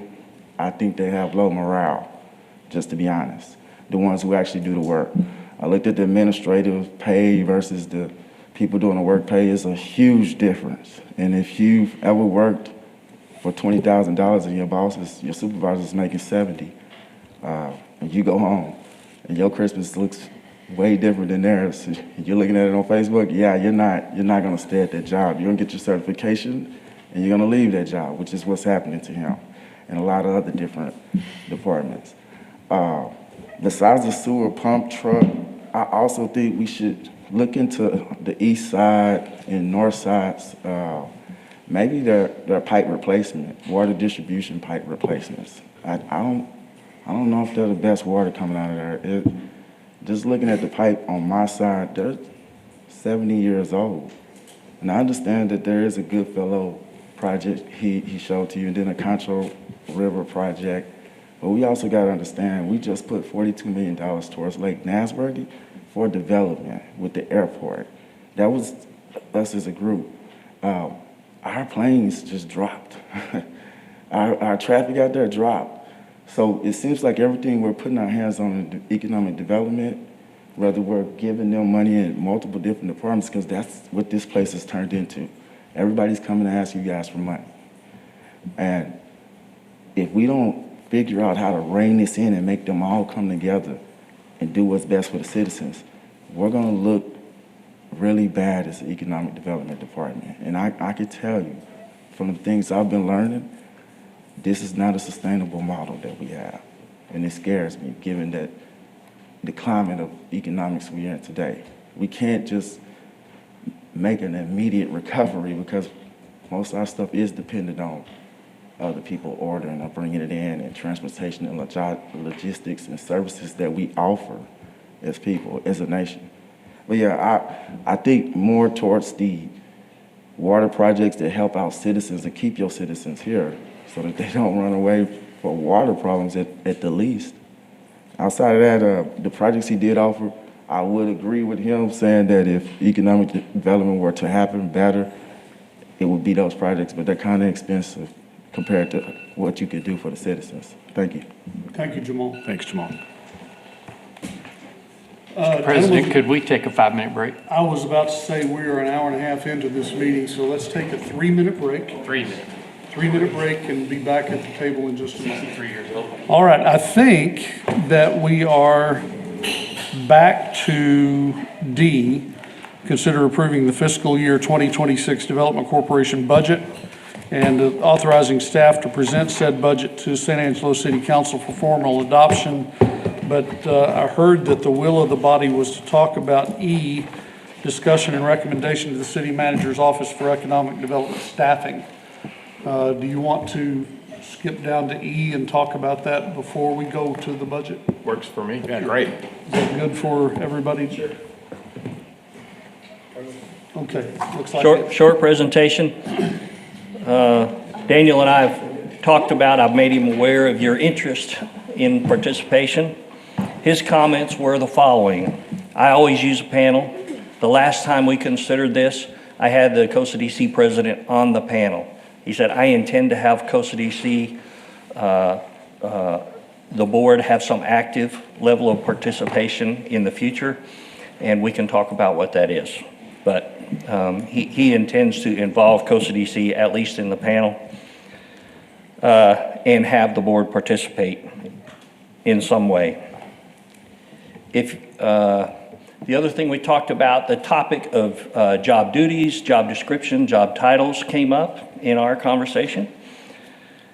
Our HR director was just authorized by the city council to perform a job classification and compensation study. We do that periodically. Steve and I were talking, I think the last time we did it, he was actually a city employee. It was over 10 years ago. These jobs will be part of that. And so to the extent that the board is interested, there can be some participation in that also. That is, I think she said, did she say that'd take about 6 months to do? But a consultant's gonna handle that, and that'll be part of the bigger organization-wide study. So when we looked at the video of last month's meeting, I felt like I didn't get answers complete enough related to this topic. So this is an attempt to summarize by saying, Daniel does want your participation. he will be extending that invitation to participate when the time comes, and that there is some formal action related to the job duties, job description, job classification issues, and that's really part of the organization-wide contract. So But what is I'm- your recommendation about how we entered that number into the budget at this point? Because that obviously could change depending on that study. I like, I like the strategy that we, what did you call it, the FAT? Heavy budget. Heavy budget. Yeah, sorry, Matt. Do you guys need a minute to pull off a shoe and throw it at me? The heavy budget where that amount is included in full, and we know that at least for the time being, until that position's full, we're gonna perform better than budget. Mike, I'm unclear on the person that's doing the job classification. Can you explain how that process would it affect the Development Corporation positions? Are they defining the roles? Are they looking at salary ranges of those roles? What is produced from what's being done? And how does that impact us? They look at the current job description, current job duties, and they compare that to titles and compensation levels in other organizations where those functions exist. And they come back with a recommendation for internal classification to develop a system of internal equity. They attempt to mix in equity with other organizations so that we are in a competitive environment in the state because we try to capture each other's employees. And they give an opinion. I'm not sure if they do it in detail. I think they overall status of pay and compensation for employees. For example, if this position, any position, well, the duties look about right, but you've got it classed with these other positions which are lower level. We recommend that position be moved to another job group, I think they call it, where it is, where they attempt to classify them so that they are somewhat equitable in what they're paid. So it could have an effect, and there's some straightforward ones. I'm going to pick on our employees.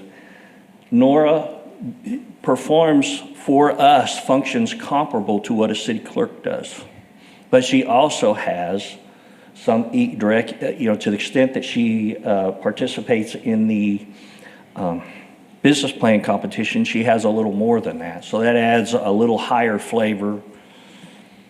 Bob, we've talked about both economic development program administration, but also he understands land development. And so that adds, sometimes it adds flavor, sometimes it adds complexity, because those can be very different kinds of things. If the two different contrasting job duty groups happen to be the same market value, that makes it easy. But if one is worth this and another's worth this, and you have to come up with some sort of a merger or hybrid approach. And the consultants will do that. These are external consultants. Oh, it's external? Yes. Okay. This is just you guys, just the economic development rated staff, or the whole thing, all Whole city city. staff? This study that they're paying to do, is it for just you guys that are related to us, or is it everybody? It's a whole thing, city, okay. 900 employees. So they seem to be signaling that they want to fill that position that we've discussed every meeting, right? Oh, yes, Daniel does want to, at some point. So it'll be PD, fire, the whole city. The study will be, I don't know how much, I'm sure PD and fire are in there, but they are a little bit unique because we're a civil service organization, so. So as it relates to the budget and to this board, the budget has 3 positions. The only position I think that I think we might want to make some changes on is the director position, the one that you're serving as interim for. You've indicated that Daniel wants to fill that position within the next year. I believe. Yes. So what's in the budget for that position today? And then separately, in our discussions, it looks like we're leaning into the chamber's assistance with a lot of the roles and responsibilities that director position has historically held. No. No. What the chamber is doing, the chamber has always done. The step up that they do, membership in that organization, that's not anything that this position does or did at all. The step up in data gathering, analysis, and presentation is not something this did. The chamber is not taking on any of our duties. Okay. So are you telling us that you think we need a full director position at the salary that's budgeted Yes. in order to perform and function properly as a board? Yes, because what's budgeted is below what an economic development director, someone who is an economic developer, would warrant. The market for that 2 years ago was $175,000. We have 120-some thousand budgeted for this position. Do you think that's much closer to an administrative director kind of position? If we have to pay extra for someone who is also an economic development expert, then we are double paying. We got them. We don't Exactly. We don't need them with me. Exactly. For an internal director, 120-some thousand is what internal equity suggests. So in other words, if we had hired somebody 2 years ago to be a true economic development director, we would have economic development expertise here and there, and we would be paying a market rate here as well as paying them. We think it's more efficient to let them be the experts. Yes. For us to only engage in It's more of an administrative. Yeah. activities. Yes. Right. But we do hope, when you go to buy whatever that product is, you kind of want all the features. You want to get all the features. So we hope that our candidate can develop into a strong economic development advocate, even though their primary focus is going to be administrative in nature. Does that make sense? It does. We want to get more than we're paying for. No, it does. I'm having a hard time wrapping my brain around the cost of filling that position with the responsibilities of that position being administrative. Well, But it's not just sitting at the desk. of course it's not. But They're going to need to be kind of a cheerleader and participant in these activities.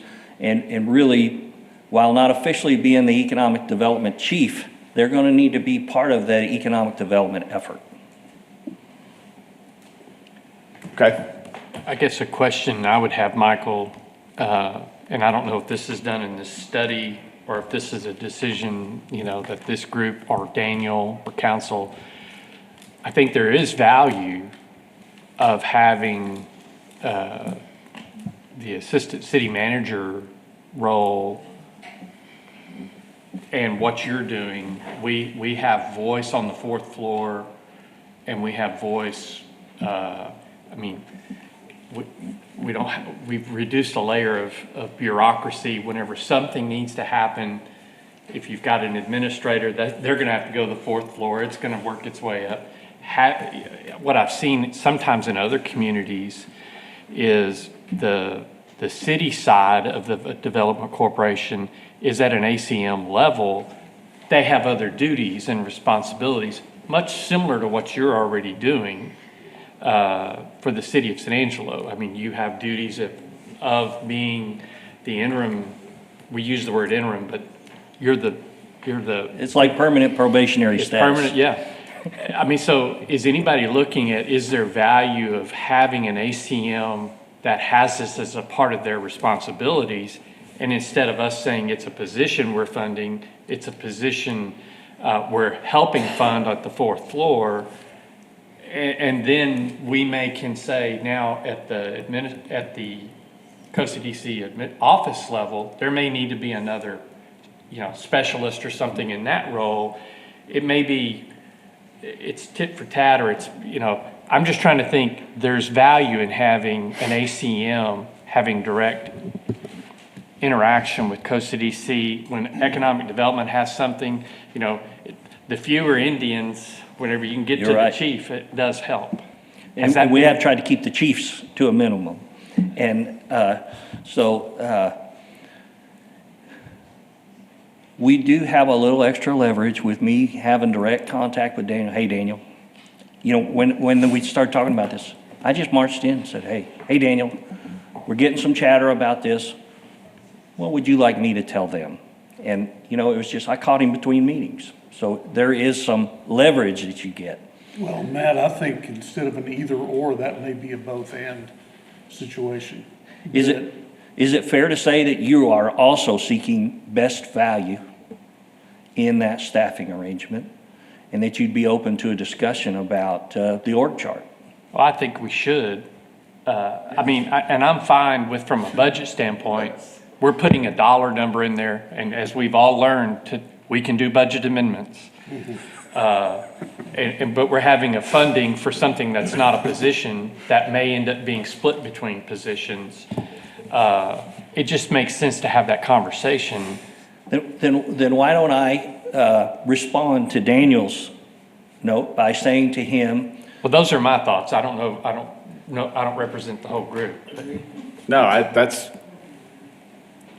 agree 100%. okay, well, then my response, why don't we make it, we welcome our opportunity for participation. We thank you for that opportunity.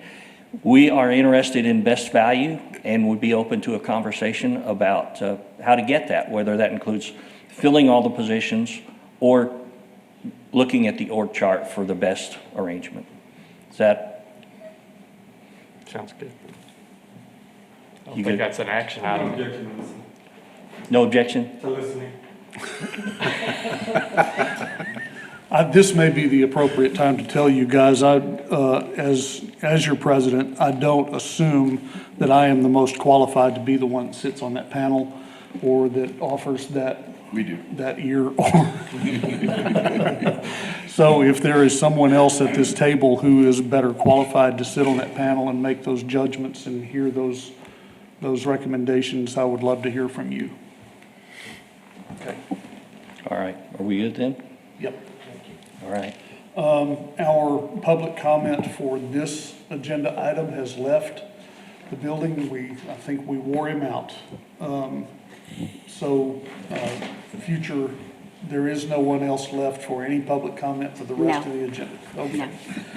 All right, so that is no action taken for that one. Are you ready to move back to Chamber Professional Service Agreement? No, I think D. You ready to go to D? All right. We're going to consider approving the fiscal year 2026 Development Corporation budget and authorizing staff to present said budget to the San Angelo City Council for formal adoption. Tina Diersky, come to the table, please. Good morning, Tina Diersky, Corporate Treasurer. I'm going to go just straight to the budget. Y'all have seen this already a couple of times. Unless you have anything you want me to stop on, I can. Oh, these are the old slides, Jonathan, aren't they? Oh, this is the ballot side, I'm sorry, okay.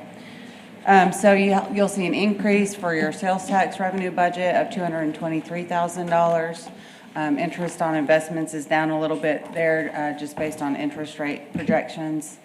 City services remaining the same on this side. Ballot project debt service is going down by $1.3 million in relation to a debt issue that we've paid off.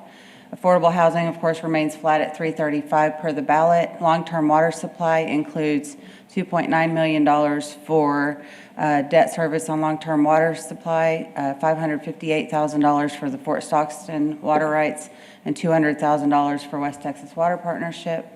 And then future projects, of course, is just kind of a plug number based on the increases and decreases through the other line items. The West Texas Water Partnership budget amount, is that contractual? Is that, I know you've talked about reimbursement and paying for water rights being separate. it's a nice round number, and I'm just wondering Yeah. So what goes into that? It's just a function of what the Water Department budgets in their capital projects fund for the West Texas Water Partnership. Okay. So they budget $200,000 for anything that may come up throughout the year, and we budget in accordance with what they budget in the Water Department. Okay. The driver So- for those, Go ahead. No, go ahead. No, please. the driver for those expenses, in the past, I don't know what the current situation is, that the partnership hired engineering consultants and legal consultants. I know they're at least using legal at this point. And when those bills come in, they pay them, and then we reimburse the city. Okay. And So- and in reality, it really right now is only legal expenses that we've seen come through for that. And in reality, it's really a much lower number, but we just want to be consistent with what the Water Department is projecting that they may incur throughout the year. Okay. So what happens to that number if they don't spend that? Do we retain that? Yeah, I would just go into your fund balance or another project or whatever. Okay. Any other questions so far? All right, we'll move on to the economic development side. There we go. Okay, so on the economic development side, projecting an increase in sales tax revenue of $86,000. I do want to reiterate that sales tax revenue budgets will increase or decrease based on what we see with city council and what we adopt for the sales tax budget there. We also keep that consistent with what the city does. I will say that we just got sales tax numbers in this morning, and we're up 6% for July, so that's promising. We're happy to see that. So we will adjust this budget in accordance with what we do on the city council side. Right now, this is based on a 3% reduction from what we're projecting for the current year. So we do that to be conservative. We have had some discussions that we may be a little less conservative with that number this year. May do 98% of expected or 99% of expected. But again, just to reiterate that we will adopt whatever city council adopts for the sales tax revenue budget in the general fund. Interest on investments down a little bit here again, just based on rates. Other here is lease income. So we're projecting that flat. Operations and maintenance, we have a slight increase there based on an increase to industrial park ground maintenance and BRC building and grounds maintenance. Other accounts in that line item include utilities, insurance, software, and supplies. Partner affiliations includes Ports to Plains and EDEC memberships, projecting that flat. Coast EDC staff is an increase of about $1,600 there. That's just due to contributions to our retirement plan. That percentage changed slightly this year. The city services agreement up $11,000 based on the indirect cost plan.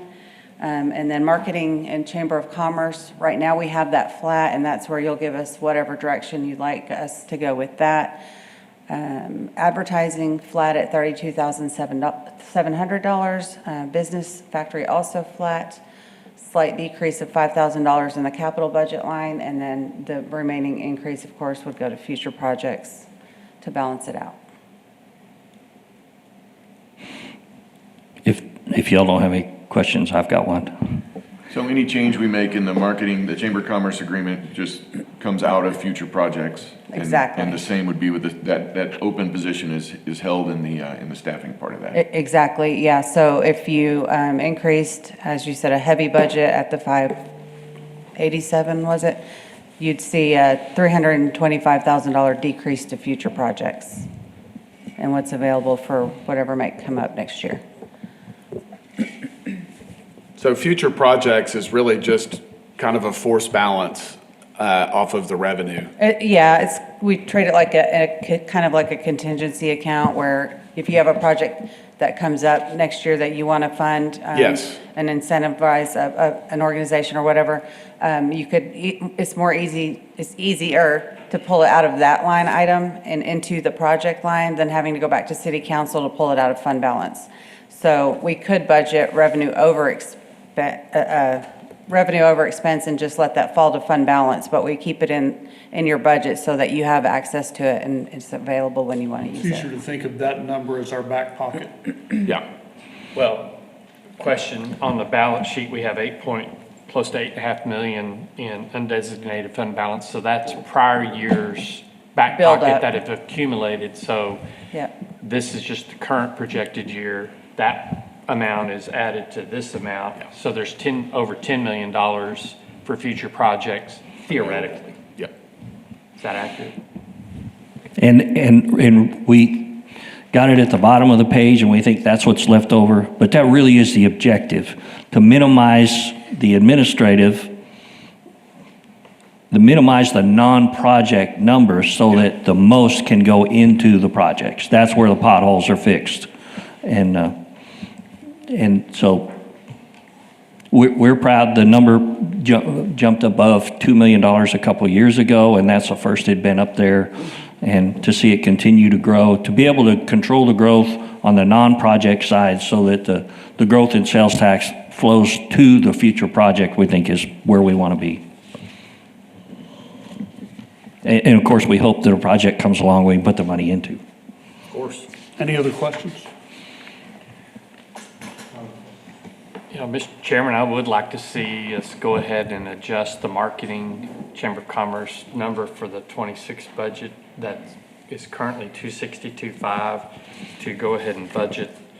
I don't like the term heavy, just say projected at 587,845, with the caveat that this is subject to any adjustments that may be negotiated or agreed upon between this group Understood. and the council at a future meeting. And then obviously that would be contingent upon a future agreement to be worked between legal and Get chamber. ready. It sounds But from like- a budget standpoint, Sounds like you're crafting a motion, so just be that ready. is my motion. Well, we're not ready for that motion yet. Well, okay, so that would be my request to the adjustment, so that whenever we get ready to approve a budget for Right. 26, that would be included. And the other two caveats that we always request for this budget in particular are that the adjustments for sales tax based on city Could go up or budget, down. and then also on salaries based on any raises that city council gives. Do you have any more in your presentation? I do not. All right, we're ready for your motion.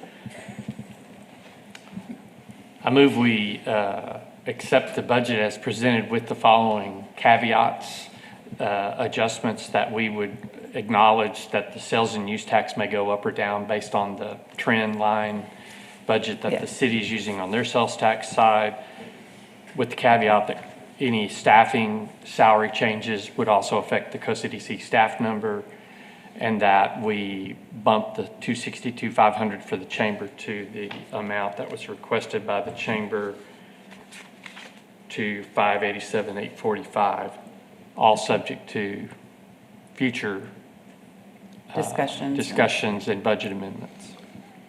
Anybody willing to second that motion? Second. Director Lassiter, and motion by Director Lewis. Do we have any public comment? No? None. Do we have any other discussion by the board? If you would approve as amended that motion, will you say aye? Aye. And if you will not, will you say nay? Nay. Nay? Nay. All right. And just to qualify, I'd like to get the chamber contract finalized before we approve the budget, as we've been talking about. Okay. So, thank you. Any abstentions? Travis, technically, I don't disagree with that position, but just as a placeholder, I have no Yeah. objection to holding that number at the marketing at the requested amount. I don't object to that either. I see a budget approval process as a kind of a formal, I understand. Yeah. I don't disagree, but just as a placeholder again, that's why I'm voting to just approve. All right, Thank you. motion carries. Thank you for your work on this today. Thank you. Tina. So do we then need to go back to C, or are we going to, it sounds like we just did that. Well, I think that, One of the things I heard was that the board generally, I think, was in favor of a joint meeting with council. Saw that as a very favorable thing. Would you like me to take out of that agenda item that sentiment that this board would very much welcome an opportunity to meet with council and discuss that? I think I would say we request that, Request. yeah. We'll take it. I'll pass that along. Everybody I talked to was looking forward to it. I think it was the sandwiches, but also the topic.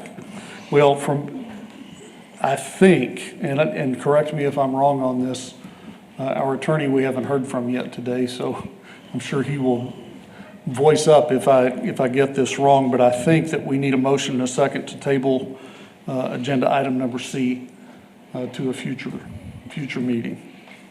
I think you could just take no action. I mean, depending on what happens with that and the way, like at the joint session, if it's phrased as action, I just don't want to table it for a future agenda here when it might be heard somewhere else. I think I'd we would just say we're not taking action on. That's a great point. I think our vision has been for the joint meeting to be a work session. Okay. If they vote today to table to a future meeting and they aren't specific, does that give us sufficient latitude to? Yeah, I think you could do it either way. It's just when you make a motion to table, we have to be sure and bring it back. And on this, obviously, we would. But we don't have to be specific as to when. You could do it comes either back. way. I don't think you have to take action, but if you want to take action to table it, you could. One of our directors has been accurately noticing that we're kicking this down the road. And so I would like to have a motion to actually take action on a future agenda, and not just take no action once again on this budget, on this contract. That would be my recommendation, but I don't really have. I would agree. I don't think the discussion is finished. I think we needed to finish that discussion, the budget discussion. But I think there's more to be said about the chamber contract, and we really need to get face-to-face with city council. I don't like the fact that it's kind of coming from down on high, what they think, what we think. I think it'd be nice to visit about it. I think that sentiment is important. No one has communicated in that way, and they're trying to be, the mayor is trying to be very careful about not giving that impression. He very much is wanting a diplomatic encounter.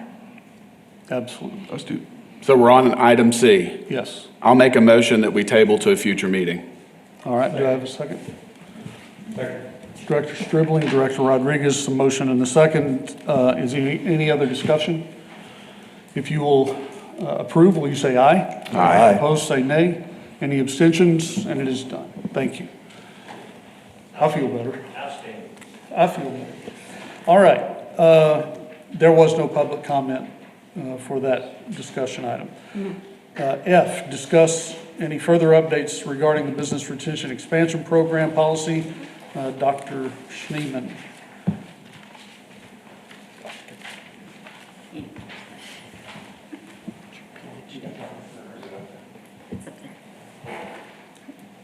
He's getting his steps in.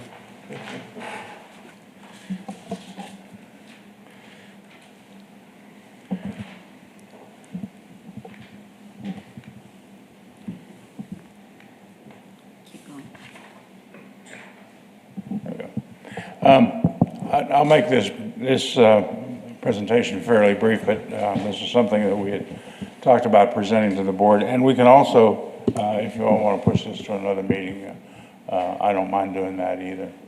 Go right ahead, sir. Sorry? I heard you promise that it would be brief. Go right ahead. Okay. So the long-term objectives of the Business Retention and Expansion Plan is to increase competitive, you can read them. Yep. It is noteworthy that 80% of job creation is by existing business, and that 70% of that is created by small businesses post-COVID. Want to highlight this a little bit. Primary jobs, you hear us talk about primary jobs all the time. That's the business that we are in. This graphic is, I think, a pretty good depiction of that. Primary jobs are identified as jobs, or defined as jobs at a company that brings money into the community as opposed to either circulating money within the community or sending money out of the community. And an example of this would be, for example, manufacturing. We hit that very heavily because we manufacture it here and sell it somewhere else. That brings money back into the community. Retail, on the other hand, buys wholesale probably from somewhere else, so the money goes out. The goods come in, they get sold here, and the money gets circulated within the community, so that doesn't meet this definition. Just wanted to hit that real quick. Eligible industries then are ag, manufacturing, wholesale, transportation. You can see those, and I think we've talked about these in detail in other sessions. So, anybody has any questions on what is an eligible business, whether I one don't see is or radio not, just stations call on us. there anywhere. Sorry? I don't see radio stations on there anywhere. Actually, Rick, they're specifically excluded. Of course they are. Radio and TV are specifically excluded. Sorry. As we have it now, to be eligible, a company has to fall within the authorized business sectors, has to have been in operation in the city for a minimum of 2 years, has to commit to some amount of capital investment for plant expansion or addition of new equipment. We had a limit on that at one time, and we've taken that off because what we found is that sometimes an investment of $25,000 is tough for a company to come up with. But if we can help them out a little bit with that $25,000, maybe they'll make that investment. Maybe they will create 1 or 2 jobs, but it's still supporting small business in the eligible small businesses within the community. They have to retain any jobs that are included in the agreement that we prepare, whether that be existing jobs that are being retained or creation of new jobs. We've got to keep those jobs for a minimum of 3 years, according to our typical agreement, after they're created. And that is the job, not the position.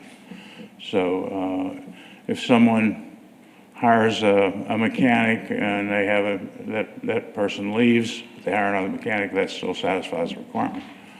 And then we try to be a little bit flexible on that too, as we're looking at the evaluation process. If they generally comply, but they hit a quarter where, at the end of the year, where they're down by a job or two, but they're advertising for that, we generally say, hey, let's look at it again in another month or so. And they have to pay prevailing wage based on the specific industry. Short-term objectives are to build relationships with existing businesses, demonstrate and provide community support for local business, address any urgent business concerns and issues, improve communications between the community and local business. That might also be read between the city and local business, and to retain existing businesses and jobs where there is a risk of job loss. That bears mention.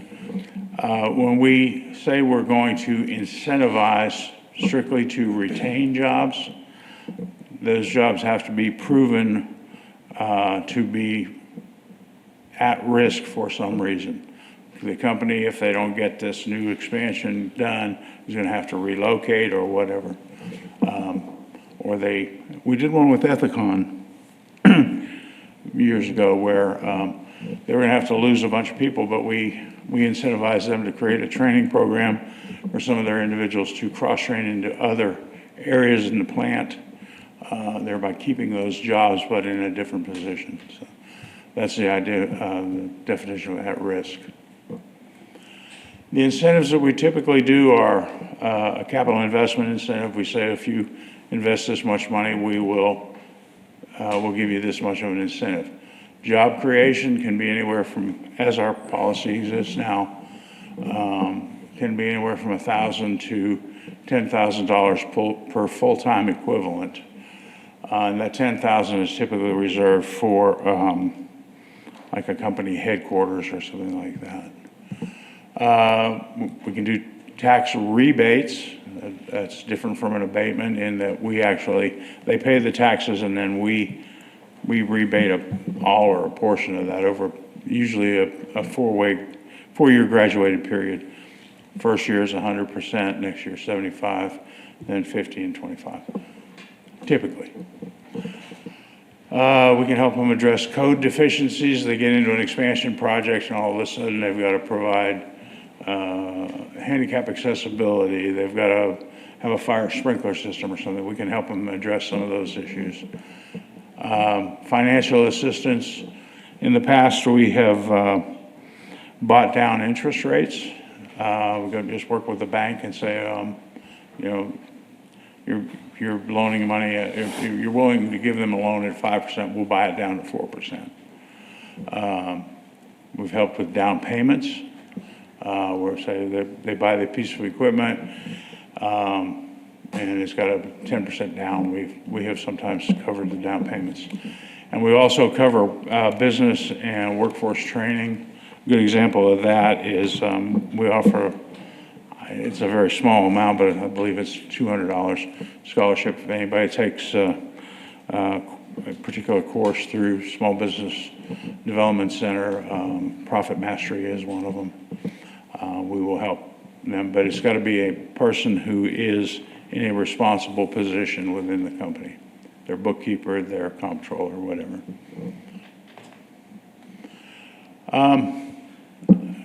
As we're going through these, if there are other things you can think of that we might want to address, let me know.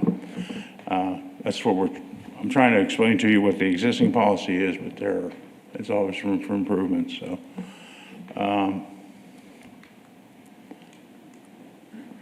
Are there any recommendations you would think, and I Where's would my back button? pose this to the chamber guys as well, but Bob, I mean, are any of these are our policies, they've been in place for a while, inflation has occurred, the world has changed. Is the cap, 1,000 to 10,000 has been in there for a while, is that hindering us from helping anyone? Or are there any policies that are tripping our team up from being able to help a local business? I don't think there is, but I'd certainly be willing to listen. No. Well, you mentioned removing the cap on a previous, I think it's back a couple. $10,000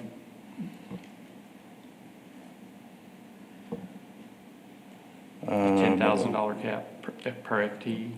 No, there was one that we would donate. At one time we had this might be what you're talking about. One time we had a minimum on the capital investment. Right. And we took that off. Right. Because some companies might not be able to handle 25,000, and so Right. that specific number has been removed for that reason. Correct. Yeah, I think it's the third bullet here. Yes. So we're just saying they have to make some capital investment now. Any other questions, comments? I got one in the budget under the BREP thing, so roughly 30% of the funds allocated have not been used. Is it expected is that just a timing issue, or some of them not going to be used, and at what point do we say let's reallocate? As far as in the BREP project Now, there's list? 3 million that's been allocated that has not been spent. Like, is it anticipated that's all, we're just waiting on the bill, or is some of that not going to get It could be that we're waiting on them to perform. It could be that, for example, it may be a tax rebate, that's an annual tax rebate, and they just haven't got to that final year yet. They may not have created the jobs yet. In at least one case under there, that's $1 million one, they haven't started the project yet. All right, so it's up to them to get it going, or the Right. funds revert at some point, there's a contract, I see. Right. And typically, almost every incentive that we do is you do and then we do. So you buy it and then we reimburse, or you pay it and we reimburse, or you create the jobs and then we pay you for it. It's performance-based rather than, here, we give it to you, now go do your thing.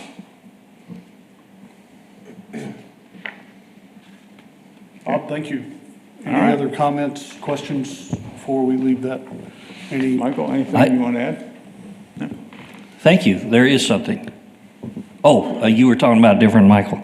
I think at the risk of being slapped on the nose with the same newspaper I was beat with earlier, we remain flexible on this. And if we have a project come up which doesn't conform but makes sense, we're certainly interested in revisiting the policy in order to accomplish the board's objectives. And by the way, when we're working with these companies, we tell them the same thing. If there's something you need that you don't see here, tell us about it. We'll see what we can do. We're not always sure what we're selling, but we always want to make the sale. All right. Well, Bob, why don't you just stay right where you are, and we'll move to consider approving the sale of 6.786 acres of land at the industrial park, being lot at 1A, Block 5, San Angelo Gateway Addition, City of San Angelo. Tom Green County is shown on the plat recorded in Slide H. Cabinet 91, plat records of Tom Green County, Texas to ATI Group, and authorizing the board president to negotiate and execute all related documents. Robert Schneeman, Economic Development Project Manager. As I think I said the last time, everybody else comes up here and wants to spend money, I'm going to try to give you some back. This is the sale of 8.7 acres, call it, to ATI Group. You may remember last meeting or meeting before, we approved a sale to them of 27 acres. Sale price we're proposing is still $65,000 per acre. The original ATI purchase is shown there, being 27.083 acres. And then the subject property now is the 8.786 acres, which was formerly sold to Big Country Equipment. We repurchased it from them, and now ATI is interested in buying that one as well. We didn't include this in the last item presentation because we didn't own the property yet, and it didn't seem right to sell it before we bought it. Is there a profit or loss against what we bought and then sold and then bought back and gonna sell again? Subject to some closing costs and what have you, it's a $20,000 per acre increase in sale price. Motion to approve. Sorry? A motion to approve. Second. I have a motion and a second from Lewis and Stribling. Are you done with your presentation? I am done with my presentation. Okay. I was waiting to hear that. Any other comment from the table? Any public comment? None? Seeing none, we'll call the motion then. If you will approve, will you say aye? Aye. Will not, will you say nay? If there are any abstentions, please indicate. And it is done. Thank you very much. All right, we do not move into executive session today unless the will of the body is to do so for some reason. I don't see anybody move in that direction, so we will consider future agenda items. Director Lewis requested one earlier. We've made note of that, and we'll get that on next month's meeting. Can you reiterate what that is for everybody? Please do, or I will reflect. Director Stribling on the adjustment. Yeah, the breakdown on the transaction. Yeah. The reclass? The reclass. Yeah. My request would be to, if we could put on a future agenda item, is to ask staff to find out what our ability as COCDC to consider affordable housing assistance from our tax dollars. That's what I was recalling. To help the crisis of flood damage in our community, that there is going to be a lack of affordable housing there's going to be a great need. There's going to be a great need for temporary housing. And I don't know, the question is, I don't know what we can do, but if we don't put it on the agenda and we give staff a month to start investigating, we may not be able to do anything. But if, I agree. I think we also want to hear from our contractor, Galilee, what they see as the need in the market. What is the need? Yes. And from our funding perspective, what is our opportunity to assist with that need? I'm going back on memory, but I recall after the tornado in Bradford in 2019, Costa DC was able to allocate funds under the affordable housing caveat to help with some houses. I remember that. In that after the Bradford tornado, there may be something, and we're not going to have enough money to rebuild 1,000 houses or 100 houses, but could help that, because that, it's also an economic development thing in my mind. If we don't have, if 1,000 households are not able to live in San Angelo, we lose 1,000 potential workers that are working at all of these manufacturing and service industries and supporting our hospital and everything. We just need to have that conversation, and I would ask, can we start investigating? What can we do? Hear from Galilee, and this may be a couple of months down the road, and a lot of it's going to depend upon FEMA, what designations. They're going to look for what investment our community is willing to do. And there may be a great partner out there like Galilee or someone else. I want that as an agenda item so we can have an honest discussion. What can we do? Done. All right. I do have another item for future agenda.